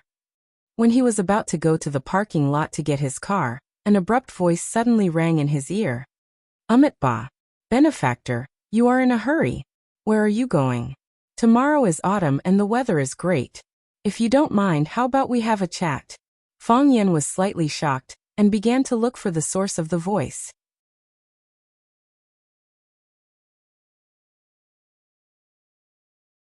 Chapter 510. With Fang Yan's current level of cultivation, he was extremely sensitive to his surroundings. He could not add a feather, nor could he drop a leaf. The wind blew the grass, and the sound entered his ears. Rats scurried and snakes scurried, and all entered his heart. However, Fang Yan did not sense anyone around him. In other words, that person was already close to him, but he did not sense it. On one hand, it proved that this person's ability was outstanding, and he had entered the Anata state. In a slightly more mysterious way of cultivation, he was a demigod. On the other hand, it also showed that this person was kind and did not have murderous intent. No matter who it was, no matter how strong that person was, or how strong that person was, as long as he had murderous intent, it was easy to be detected. At least, Fang Yan could detect it. Of course, if that person entered the invincible Vajra state and could hurt people with his mind alone, even Fang Yan would find it difficult to find out. Because the mind of a person was shapeless and the most difficult to capture. On the stone of seeking knowledge sat a monk and a Taoist. The monk was a white-browed old monk, and the Taoist was a gray-robed Taoist. Both of them were old acquaintances of Fang Yan. Of course, if one looked closely, they were not very familiar. Fang Yan came over with a face full of surprise, and reached out to grab the gray-robed Taoist's hand. The Taoist waved his sleeve, and the hand magically disappeared. Fang Yan reached out again, and the Taoist's other hand also disappeared. Fang Yan smiled bitterly and said, Master, I haven't seen you for a long time. I just wanted to shake hands with you to show that we are close. Why are you avoiding me? I'm afraid that I won't be able to pull it back if I shake hands. The gray-robed Taoist said with a double meaning. After the previous few encounters, he had a deep understanding of Fang Yan. This guy was someone who would not get up early without benefits. If he suddenly became intimate with you, it must be because he wanted some treasure on you. If you don't want him to take advantage of you, then don't have any contact with him. Even shaking hands to show etiquette was not acceptable. Why can't I pull it back? It's impossible for me to marry a Taoist priest. Fang Yan said with a smile. I haven't seen you for a long time. Are you still healthy? He was fine yesterday, but he didn't come tomorrow. I don't know today, said the Taoist priest. Yesterday was pretty good, today was pretty good, and tomorrow will be even better. Fang Yan said firmly. Both of you haven't had dinner yet, right? I know a good hot pot restaurant in front of the school. Oh, right, you guys don't eat hot pot. I know a good vegetarian restaurant. How about I treat you guys to some vegetarian food? Seeing the monk and the old Taoist sizing him up with a smile, Fang Yan was somewhat discouraged and said, All right, I know the two of you are an exception. It's fine even if you don't eat or drink for several days without eating or drinking. Since you've come to look for me, there must be something. The white-browed monk looked at Fang Yan and asked, Is there hatred in your heart? Yes. Fang Yan nodded. Hatred overflows the heavens. What do you want? Using blood to solve it. Fang Yan said, Blood for blood. If someone else asked him such a question, he would slap them and scold back, It's none of your business. If a family member asked him such a question, he would give an ambiguous answer and reply, Don't worry, I'll be fine. However, the people who asked him this question were the monk and the Taoist priest, so there was no need for Fang Yan to hide anything. Because all concealment was deception and blasphemy. Perhaps they knew Fang Yan better than Fang Yan. The monk and the Taoist priest looked at each other. And the monk smiled silently and said, Because there is love, there is hatred. Because there is hatred, there is the heart to kill. A person who only knows kindness is a good person. And a person who only knows evil is a bad person. However, a person who has great love and can tolerate great hatred is a person with great wisdom. Fang Yan stared at the monk with a vigilant face and said, What are you trying to say? My mother was born in a scholarly family, and my grandfather was a prime minister in the academic world. I've studied a lot of books since I was a child. Don't think that you can fool me by saying something I don't understand." The monk and the Taoist priest laughed. Tianjizi looked at Fang Yan and said, "Let me ask you, have you had a hard time?" This question made Fang Yan stunned. Had he had a hard time? Of course he had had a hard time. Unspeakably hard. His father had died tragically at the gate of Swallow Dock, and he, Feng Yiqing Shui, had rushed all the way, but he still couldn't see him for the last time. He had too many regrets and remorse in his heart. He had too many things he didn't say, and he had too many things he didn't do. In fact, when he faced that man, he only knew how to take, and he didn't have time to return. He felt that he owed too much, so he observed mourning for 3 years to accompany him. However, every day of those 3 years was a kind of torture, and every night of those 3 years was a torment. He couldn't taste the food, and he couldn't sleep well at night. Why? Because his father had been killed, and the murderer was still at large. However, every time he was filled with hostility and murderous intent, the heart of Tai Chi in his heart would spin crazily again and again. Yes, what was the heart of Tai Chi? It was the power of nature. Naturally, it was green, healthy, warm, sweet, and cozy. It was the sunshine, the rain hitting the banana leaves, the butterflies playing with flowers, and the plum blossoms in the snow. It didn't tolerate darkness, and it didn't accept some extremely negative things or emotions. Hostility, murderous intent, and hatred. These things were contrary to Fang Yan's nature. In other words, he wanted to use the heart of Tai Chi to help him get revenge. However, the heart of Tai Chi strongly rejected Fang Yan in this state. It felt like his body and spirit were about to separate. Giving up hostility, murderous intent, and hatred was also contrary to Fang Yan's nature. He couldn't do it, and it was impossible for him to do it. Therefore, Fang Yan was entangled between ice and fire, between relief and hatred, and between picking it up and letting it go every day and night. This was a heart disease. A heart disease that made people wish they were dead. Yi Rou knew that Yi Rou could only accompany him silently. Feng Hui knew that Feng Hui asked Fang Yan to go out and have a look. No one else knew, and no one else had a way to know. It was calm on the surface, but turbulent waves were surging in the dark. Fang Yan was calm. Fang Yan forced a smile, but this kind of pain really seeped into his heart and bones. "Pain," Fang Yan said. It was just a word, but it was said with great force. "All living beings suffer, and we are here to understand your pain," the monk said. Fang Yan was overjoyed. He looked at the gray-robed Taoist priest expectantly and said, "Master, you only need to teach me the move that you used before, and I won't feel all the pain." Fang Yan thought he was an optimist, a man who was easy to get rid of. A sports car, a villa, a beautiful woman, and a spring in the old wood, and he would follow you happily. Tianjizi shook his head and said, "I can't see through it, and I can't see through it. You just said that this move is mine, so it can only be mine. When you truly see through it, you'll have your own spring in life. At that time, it will be hard for you to say that the great Tao is one. Which way is the right way? Which way is the right way? Who can know without going through it?" Fang Yan wanted to press these 2 old guys to the ground and beat them up again. If you want to reject it, then reject it. Why do you have to say so much high-sounding nonsense? It's like I'm ignorant and childish if I force it. But I really don't understand what you are talking about. Although Fang Yan thought he was knowledgeable, he still liked to communicate with people in plain words. So, he stared at the monk and the Taoist priest with an unfriendly expression and asked, "You mean, you won't teach me the move?" "We can't teach you. We can't teach you either," the monk said with a smile. "Then why did you come to me for no reason?" Fang Yan looked at the monk and the Taoist priest with disdain and said, "2 old men sitting on this lover's path will easily cause misunderstandings. What if you scare the students in school?" The monk and the Taoist priest looked at each other and laughed. The Taoist priest said, Look, luckily we didn't shake hands just now. If we did, we couldn't take our hands away."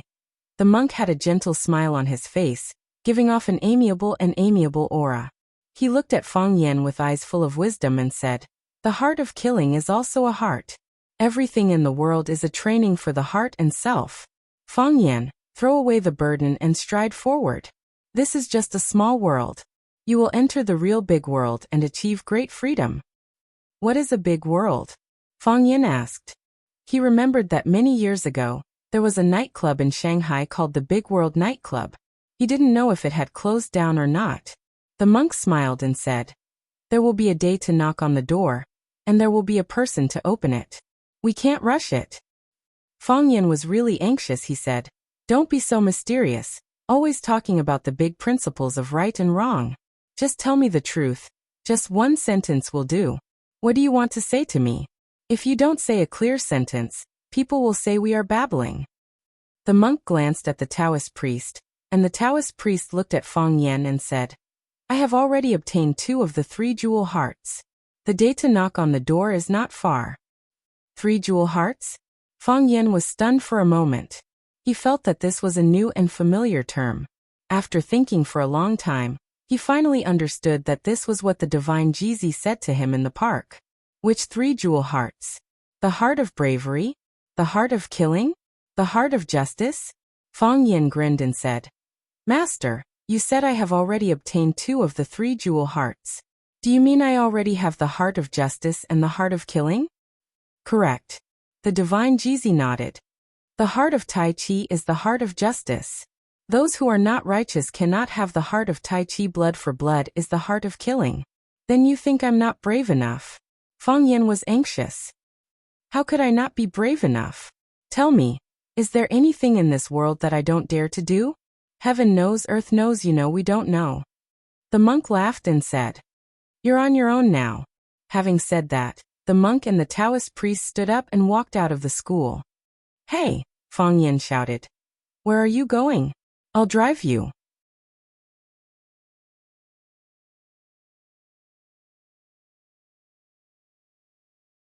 Chapter 511. A gentle breeze blew, and ripples appeared on the surface of the lake. The warm sunlight shone evenly on the ground, giving everything a layer of golden coat. The red buoy floating on the surface of the lake rose and fell. That was the teasing behavior of the fish before they took the bait. It's just like humans. Before they do anything, they will test the waters in every possible way. Until they are sure that this behavior will not bring any danger, then they will swallow it. But what they do not know is that the devil is 10 times as tall as the righteous. Those fish test everything, thinking that they are safe, but they do not know that the safest moment is also the moment of danger. As long as there is greed, one foot has already stepped into the depths of hell. As the young man spoke, he shook his wrist, and a red carp was thrown into the air by him. The carp was full of strength, and even though its body was dehydrated, it was still struggling. The fishing rod was pulled and bent, and the fishing line swayed in the air. The man held the fishing rod in his hand, skillfully pulling back and forth with the carp's movements. Pa! The carp fell to the ground, spitting out bubbles one after another, its tail powerlessly swinging. The young man put down the fishing rod, walked over to take the carp off the hook, and carried it with both hands to the side of the lake. Bang! He threw the carp into the lake, creating a large splash. The carp dizzily swam around in the lake a few times, looked back at the man who released it, and spat out a series of bubbles. Those bubbles formed the word idiot, and then plunged into the depths of the lake, unwilling to show its head again.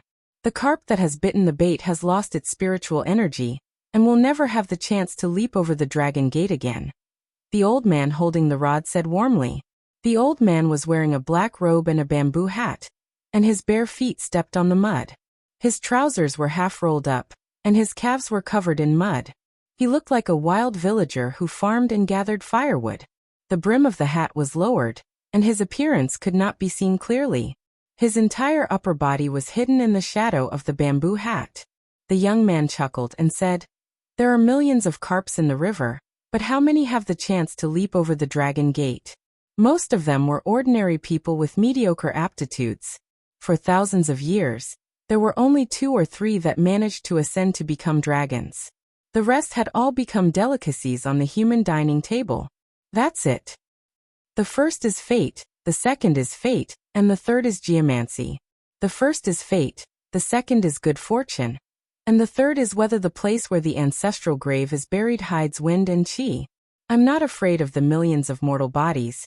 but I'm afraid that someone will be able to break through the destiny and successfully ascend to become a dragon. At that time, I will become your true enemy, the old man said with a smile.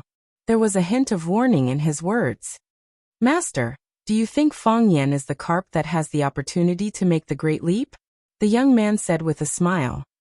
Of the 9 paths of the Dragon Gate, he has already passed the first 8. The old man sighed and said, Previously, the divination I gave you was about purple clouds rising and a lucky star hanging high. Your fate is red with a hint of purple, so it goes without saying that you're rich and powerful. However, whether you can transform from a fake dragon to a real dragon still requires some tempering. If he succeeded, he would never be able to enjoy it for the rest of his life. If the tempering fails, you'll lose all the dragon's fate, and I'm afraid you'll degenerate into an ordinary river carp. The young man put on the bait in his hand and threw the hook into the river, but he didn't care about the fishing rod that was placed on the stand. Standing on the wide surface of the lake and looking at the distant mountains and clear waters, his heart became infinitely broad. Master, do you still remember what I said to you when I left the Qingtian Taoist temple? The young man asked. His body was bathed in the sunlight, and he looked handsome and extraordinary. In an instant, he became an ambiguous man that girls liked. You said that the world is big, but heroes are few and far between. A life without an opponent is lonely.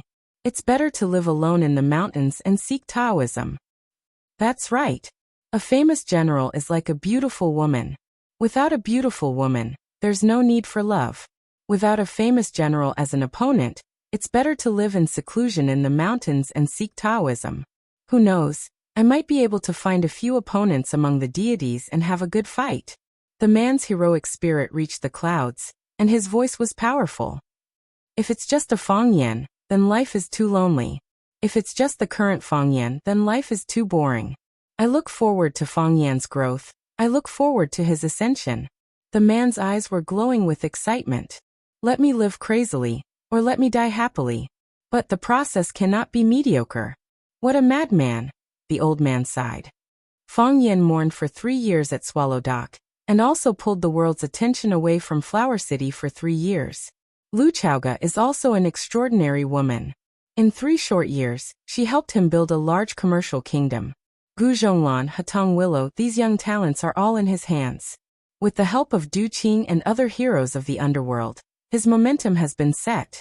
Flower City has become a place for him to soar. We can't stay here for long. This battle should be quick and fierce. We can't drag our feet and enter his dojo. Du Qing is someone I like, but I didn't think he would be used by him. What a pity, the young man said with a regretful expression. If he can't be used, then let's destroy him. Wonderful, the old man said. A generation of beauties. It was said that this was the most popular nightclub in Flower City. In the private room of the nightclub's lobby, 2 groups of people were confronting each other. Shan Pao, you must have eaten a bear's heart and a leopard's gall. You dare to dine and dash in my territory? Do you want to die? Brother Wolf stood in front of a group of men in black, staring coldly at the short fatso opposite him. Brother Wolf, isn't that a bit too much? We've been brothers for many years. I'm just a little short on cash tonight. I've already told Manager Zhang that I'll remember this debt and pay it back when I have money. How can you say that I'm eating and dashing? How bad would it sound if people heard about it? Shan Pao said with a cheeky smile.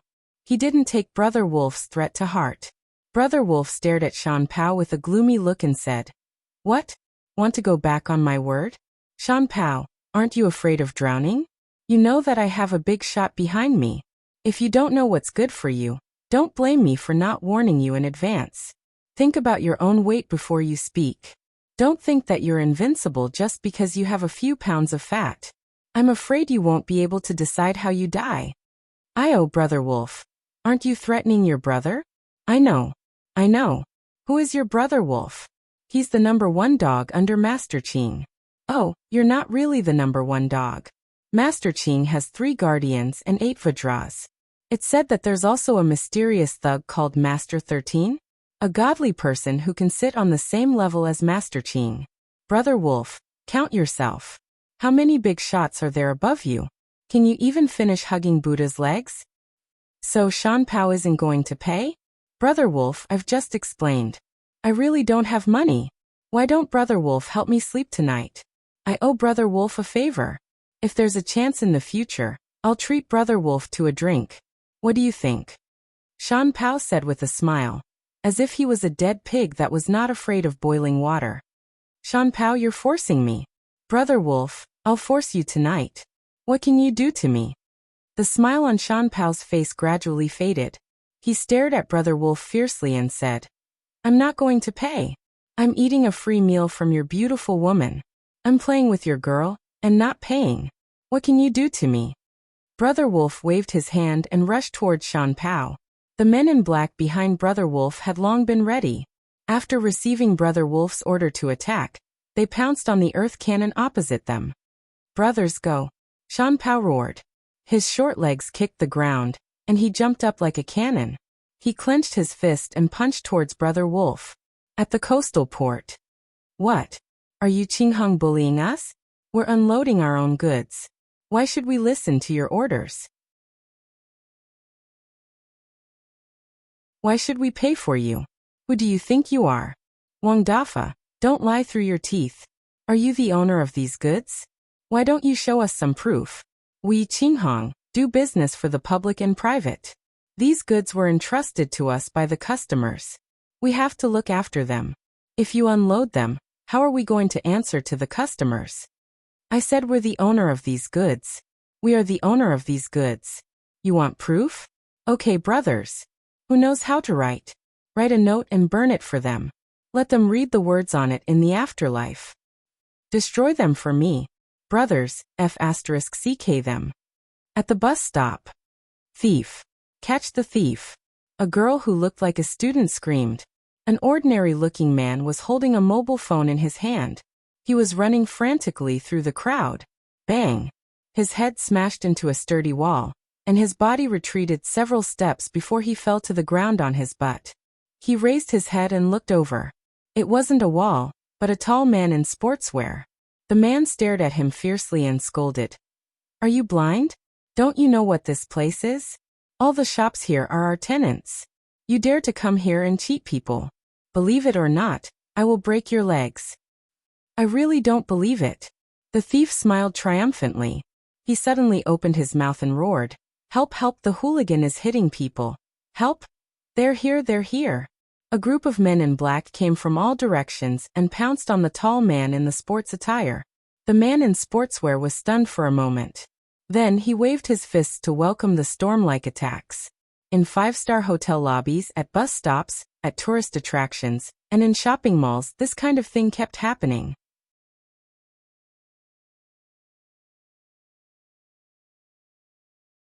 Chapter 512. That night, the video of the hooligans fighting each other was uploaded to the internet. Once it was uploaded, it became a trending video on all major web portals and social media platforms. Oh my God, this is too scary. Those hooligans are beating people up at the train station. Are they filming a movie? This is an international five-star hotel. Those scumbags are beating up foreign guests. Isn't this going to cause an international dispute? We must get rid of these scumbags and return Huaqing to a peaceful living environment. Countless people left comments criticizing the hooligans' vile behavior, calling on the government to bring these bad guys to justice. Netizens all over the country began to criticize Huaqing's public security and the government's inaction. They allowed these hooligans to make dirty money. The entire Huaqing became restless. It was like a barrel of dynamite that was about to explode. Under such strong pressure of public opinion, under the terrifying public opinion that was deliberately guided and manipulated by people with ulterior motives, the government officials could no longer sit still, and so could the police. Under a certain someone's order, the entire city's security forces were mobilized. Countless police cars whizzed out, pouncing on various strongholds that they were already familiar with. Clear Sky Building. Clear Sky Group Headquarters. Standing in front of the floor-to-ceiling windows on the top floor of Clear Sky Building, one could overlook most of Huaqing's night view. A man who was not tall or big but looked very powerful and could easily give people a sense of security, stood in front of the floor-to-ceiling window. His hands were in the pockets of his pants, and his expression was solemn as he looked at the traffic outside that was like a rainbow and the lights were like a dragon. He liked the city. He shared the same fate as this city. This city was his soul and skeleton. It was the starting point and the peak of his career. He came to Huaqing after he dropped out of high school. He started from the bottom of society and worked his way up to where he was now. Now that he had billions in wealth, he also had unparalleled power. How many times had he bled? How many tears had he shed? How many times had he been injured? How many flattering words had he said? How many times had he bowed? How many times had he knelt? But now, someone wanted to take everything away from him. How could he accept such a blow? How could he accept such an arrangement? He couldn't accept it. Inside the room, there was the sound of the password being verified, and then the door was pushed open from the outside. Leah rushed in anxiously and said anxiously, "Uncle, something happened at the pier, the station was swept, all the bars and nightclubs were ordered to close, and our people were also taken away. I just received the statistics, and now 431 people have been captured. The number is still increasing. Did something happen to Tiger? Something happened over at Lord Hu's side. Lord Hu has also been captured. What's the situation with Luo Badeo? Something happened on Luo Badeo's side too. Luo Badeo got the news in advance and ran away with his wife and child. He hasn't contacted us yet. Where is Xiao Dao? Xiao Dao was injured during the conflict with the people from Mo Bay. He is still being treated at the hospital." Du Qing didn't continue asking. Instead, he turned around and looked at the night view of Huaqing outside the window. Leah became anxious and said, "Uncle, let's quickly think of a way to save them." Du Qing did not reply, as if he did not hear Leah's words. "Uncle." "Leah, I understand." Du Qing interrupted Leah's words, stopping him from continuing. "I know everything you've told me," Wang Yao said. "But don't we need to do anything?" Leah said in a low voice. "Uncle, someone is framing us." "I know." Du Qing nodded. "If we can't be used, then we can destroy them. There's nothing wrong with doing that. If I was in that position, I would also do the same. But we are too aggrieved." Leah said with red eyes. "We didn't do anything bad. We are still trying our best to help maintain the order of this city. Uncle often tells us that only when the city is developed properly can we earn big money. What future can we have by fighting and killing? Other than throwing away a few innocent corpses, the money we earn is probably not even enough to pay for our brother's medical expenses. That's why we Qing Hong have always been doing business properly. We set the rules, and not only do we require us to do things within the rules. Even though our background is not good, we are now legitimate businessmen. Without us Qing Hong, what kind of mess would other people make in the city? If it wasn't for us Qing Hong, would the others be so law-abiding? On what basis? To push us to the guillotine and hang us to death. Silly child, cleaning up is the trend of the times." Du Qing said with a smile. "No matter who sits in my position, they would do the same thing as me. Now that the country is rich and the people are at peace, the world is at peace. It's not like the chaotic world in the past where human lives are worthless. No matter what you do, you have to follow the rules. Those who don't follow the rules and use unscrupulous methods have long lost their lives. But this time we are indeed aggrieved. We follow the rules, but other people don't want us to follow the rules. That's why they pushed us out. Who asked us to attract the wind and offend them? Uncle, don't you have a lot of connections? Give those friends of yours a call and ask them to make an exception." Leah said aloud. Du Qing shook his head and said, "We have just been pushed to the heart of the struggle. There are countless pairs of eyes staring at us. Countless media outlets are swarming towards Huaqing. Asking for help at this time will only make things difficult for them. If they refuse, it will hurt the friendship between both parties. If they clench their teeth and help, they might drag their true friends down with them. At this time, what we need to do is not to disturb anyone. They will instead remember our kindness. When things calm down, they will remember this favor and think of a way to return it. Humans, when you think for yourself, you should also think for others. It's not easy for everyone to live. But what about Tiger Lord and the rest? Leah asked anxiously. Tiger Lord was one of the 3 great King Kongs under Du Qing. He had a high position and authority in Qinghong, second only to Du Qing and 13th Master. Tiger Lord being captured was a disaster for Qinghong, because he had too many of Du Qing and Qinghong's secrets in his hands. If Du Qing didn't think of a way to get him out, would Tiger Lord still keep Qinghong's secret? It was not suitable to ask for help, and there was no chance to save him. To the current Du Qing, it was indeed a dilemma. We have to believe in Tiger Lord, Du Qing said. Believe in our own brothers. Since they have already made their move, their target must be Uncle. Leah said worriedly. Uncle, find a place to hide. Don't be in the company, and don't go to any other places where you need to show your face. I will summon the great demons to protect you. Leah, there's no need. Du Qing said. It's good that everyone is safe. We don't need to pull them out from the shadows to show everyone. But our security here is still a little weak, if anything happens to Uncle. Some things depend on schemes, and some depend on fate. Du Qing said with a smile. When the schemes are exhausted, it's time to gamble with your life. I have been scheming with others for my entire life, and I have also gambled with my life. The fortune teller said that my life is tough, ordinary people can't beat it. Uncle. Du Qing sighed lightly, looked at Leah and said, Let's go. Let's go home. Leah nodded and said, It's too dangerous at home. How is it not dangerous? How about Uncle temporarily leave Flower City? We can't leave. Du Qing rejected this suggestion. No matter what, we can't leave. If we leave Flower City, it will be exactly what they want.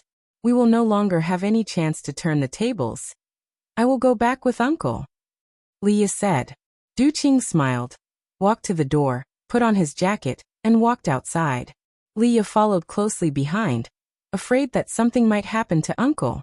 Under the protection of a few bodyguards, Du Qing and Leah took a special elevator to the underground parking lot.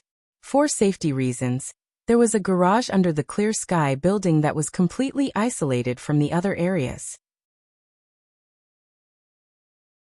There were several different kinds of cars parked in the garage, making it convenient for Du Qing to choose a car according to his needs.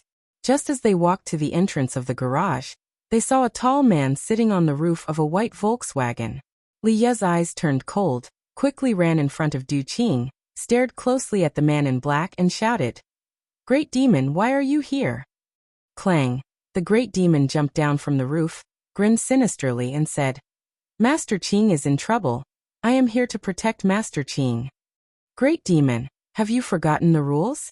Without Master Qing's summon, you cannot appear in Clear Sky Building. Leah angrily scolded and said, Master Qing understands your intentions. Now that Master Qing is safe and sound, you should also return to where you should be. The Great Demon did not leave, and said with a smile, Since you are here, how can you leave just like that? Disregarding Master Qing's safety, such a thing is not something I can do. Then you are disobeying orders? Leah coldly stared at the Great Demon and said, This is the loyalty you are showing. Du Qing patted Leah's shoulder, indicating that she should not be agitated. Then he walked in front of Leah, looked at the Great Demon who was standing there with a sharp blade in his hand, and said coldly, Great Demon, someone asked you to stand here and take my life, right? Master Qing is wise. The Great Demon laughed loudly and said, Qinghong collapses. Chief Du Qing flees in fear of punishment, but is intercepted and stabbed in the heart by his subordinates. Master Qing, you must like this kind of news headline, right? Someone asked me to stand guard here. No matter what, I have to make you stay. Master Qing won't make things difficult for us little brothers, right? Crash! The bodyguards in front of Du Qing took the initiative to rush toward the Great Demon.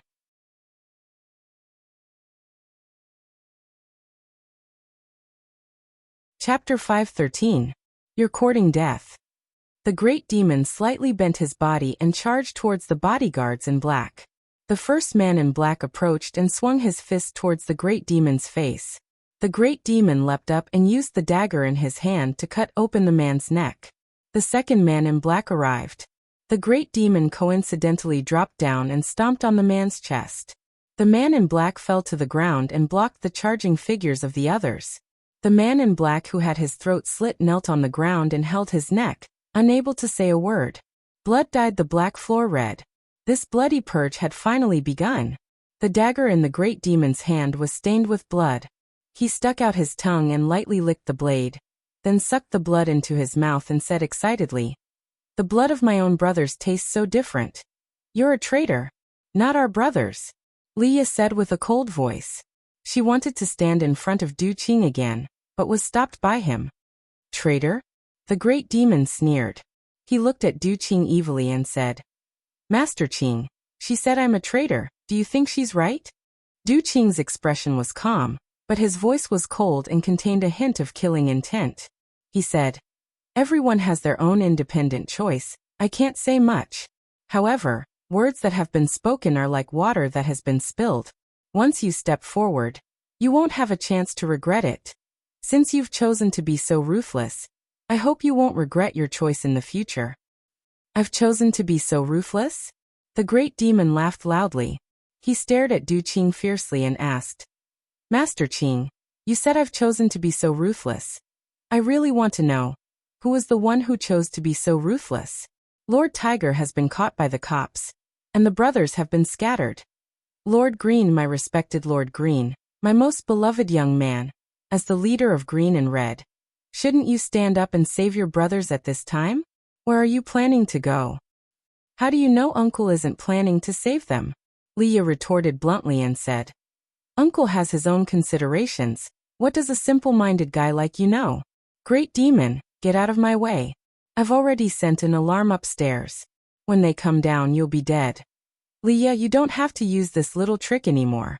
The people above won't receive your warning, and they won't come down to save us," Du Qing said arrogantly. "You've been deserted by everyone, and no one will stand up for you anymore. Master Green, do you know why? Because you are a heartless coward. Because you don't care about your brothers' lives at all." Du Qing looked at the great demon and said, "Did Lord 13 teach you to say these words?" "I said it," said a hoarse male voice. The man was tall, nearly 2 meters in height, and because of his fat body, when he walked, he was like a lofty moving mountain. His head was smooth and shiny under the illumination of the white light above his head. Behind Lord 13, a group of black-clothed men were coming over. Du Qing looked at the black-clothed men and smiled. "Old Kai Fu Fire Boss, Zhang Sheng. They all say that I, Du Qing, have 3 great guardians and 8 great Vajrapani. Now one of the 3 great Vajrapani is here, and 3 of the 8 great Vajrapani are here. Lord 13, is everyone here?" The black-clothed men were a bit ashamed. Some of them looked away, unwilling to meet Du Qing's eyes. They didn't come to protect Du Qing, but to stop him. Lord 13 stood in front of the crowd with his large leather shoes, looking down at Du Qing and asked, "How long have we known each other?" 22 years, Du Qing answered. 22 years, 7 months, and 8 days, Lord 13 said. "Do you know why I remember this date so clearly? Because on this day, 22 years, 7 months, and 8 days, you and I were still carrying bags at the docks. Because I was the strongest, the fastest, and earned the most money. The foreman was jealous and wanted to deduct my pay, so I argued with him and was almost beaten to death by them. It was you who single-handedly charged into the crowd with a kitchen knife and pulled me back from under their punches and kicks. If it weren't for you, my corpse would have sunk into the sea that day. From that day on, I, Du Qing, made up my mind to do anything for you, Du Qing. If you said you wanted to kill, I went to sharpen my knife. If you said you wanted to go into the sea of fire, I went to get wet. If you said you wanted me to do it, I did it for you. If you gave me an order, I would kill for you without fear of death. Although I'm the 13th child in my family, I only have you as my big brother in my heart, and I only recognize you. When we first came out to conquer the world, countless people wanted to step on us. Countless gangs wanted to destroy us.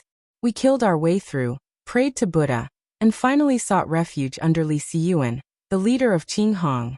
Only then did we truly settle down, and only then did we truly get the chance to display our skills. Qing Hong has a lot of troubles. Many people in and out of the sect wanted to step on you, but who stood up for you? Some people secretly played dirty tricks, and who brought their brothers to chase after them for dozens of miles. Later, Boss Li died of illness, and countless people in Qinghong wanted to take over. Who helped you get the throne under your butt? Who made you the #1 person in Qinghong? Du Qing looked at Lord 13 and said, "So? Is this the reason why you betrayed me?" "I never wanted to betray you. Even if I'm standing in front of you now, I never thought of betraying you," Lord 13 said with an agitated expression. "But Lord Qing, my big brother, tell me, what are you planning to do? Tell me the truth. Are you planning to give up on our brothers? Those brothers who fought with us all the way, but now they've become an eyesore?" Du Qing sneered and said, "This is the reason why you gathered to stop me? I don't think so. Lord Qing, now that things have come to this, are you still not willing to give us a clear answer?" Lord 13 said with a gloomy expression, "Our brothers risked their lives for you, and we've taken on countless scapegoats for you.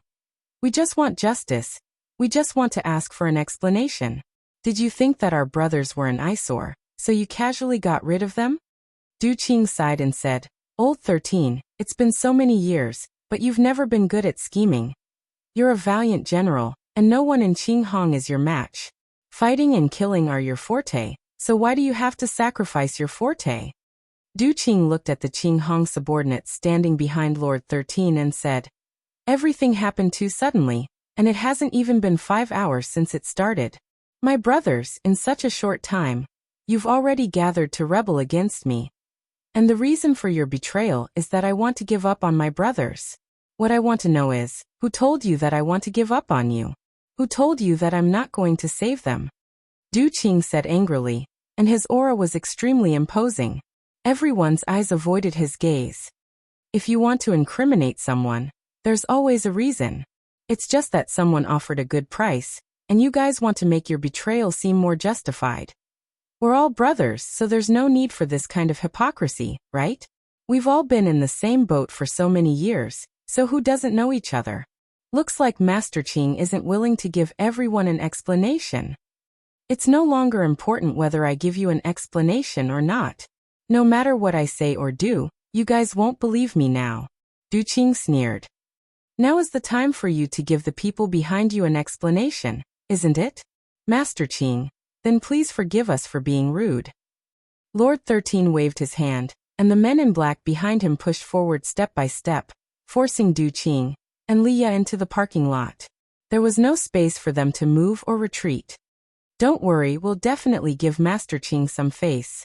Being betrayed by the people you rely on, this kind of thing in itself is quite shameful," Du Qing said.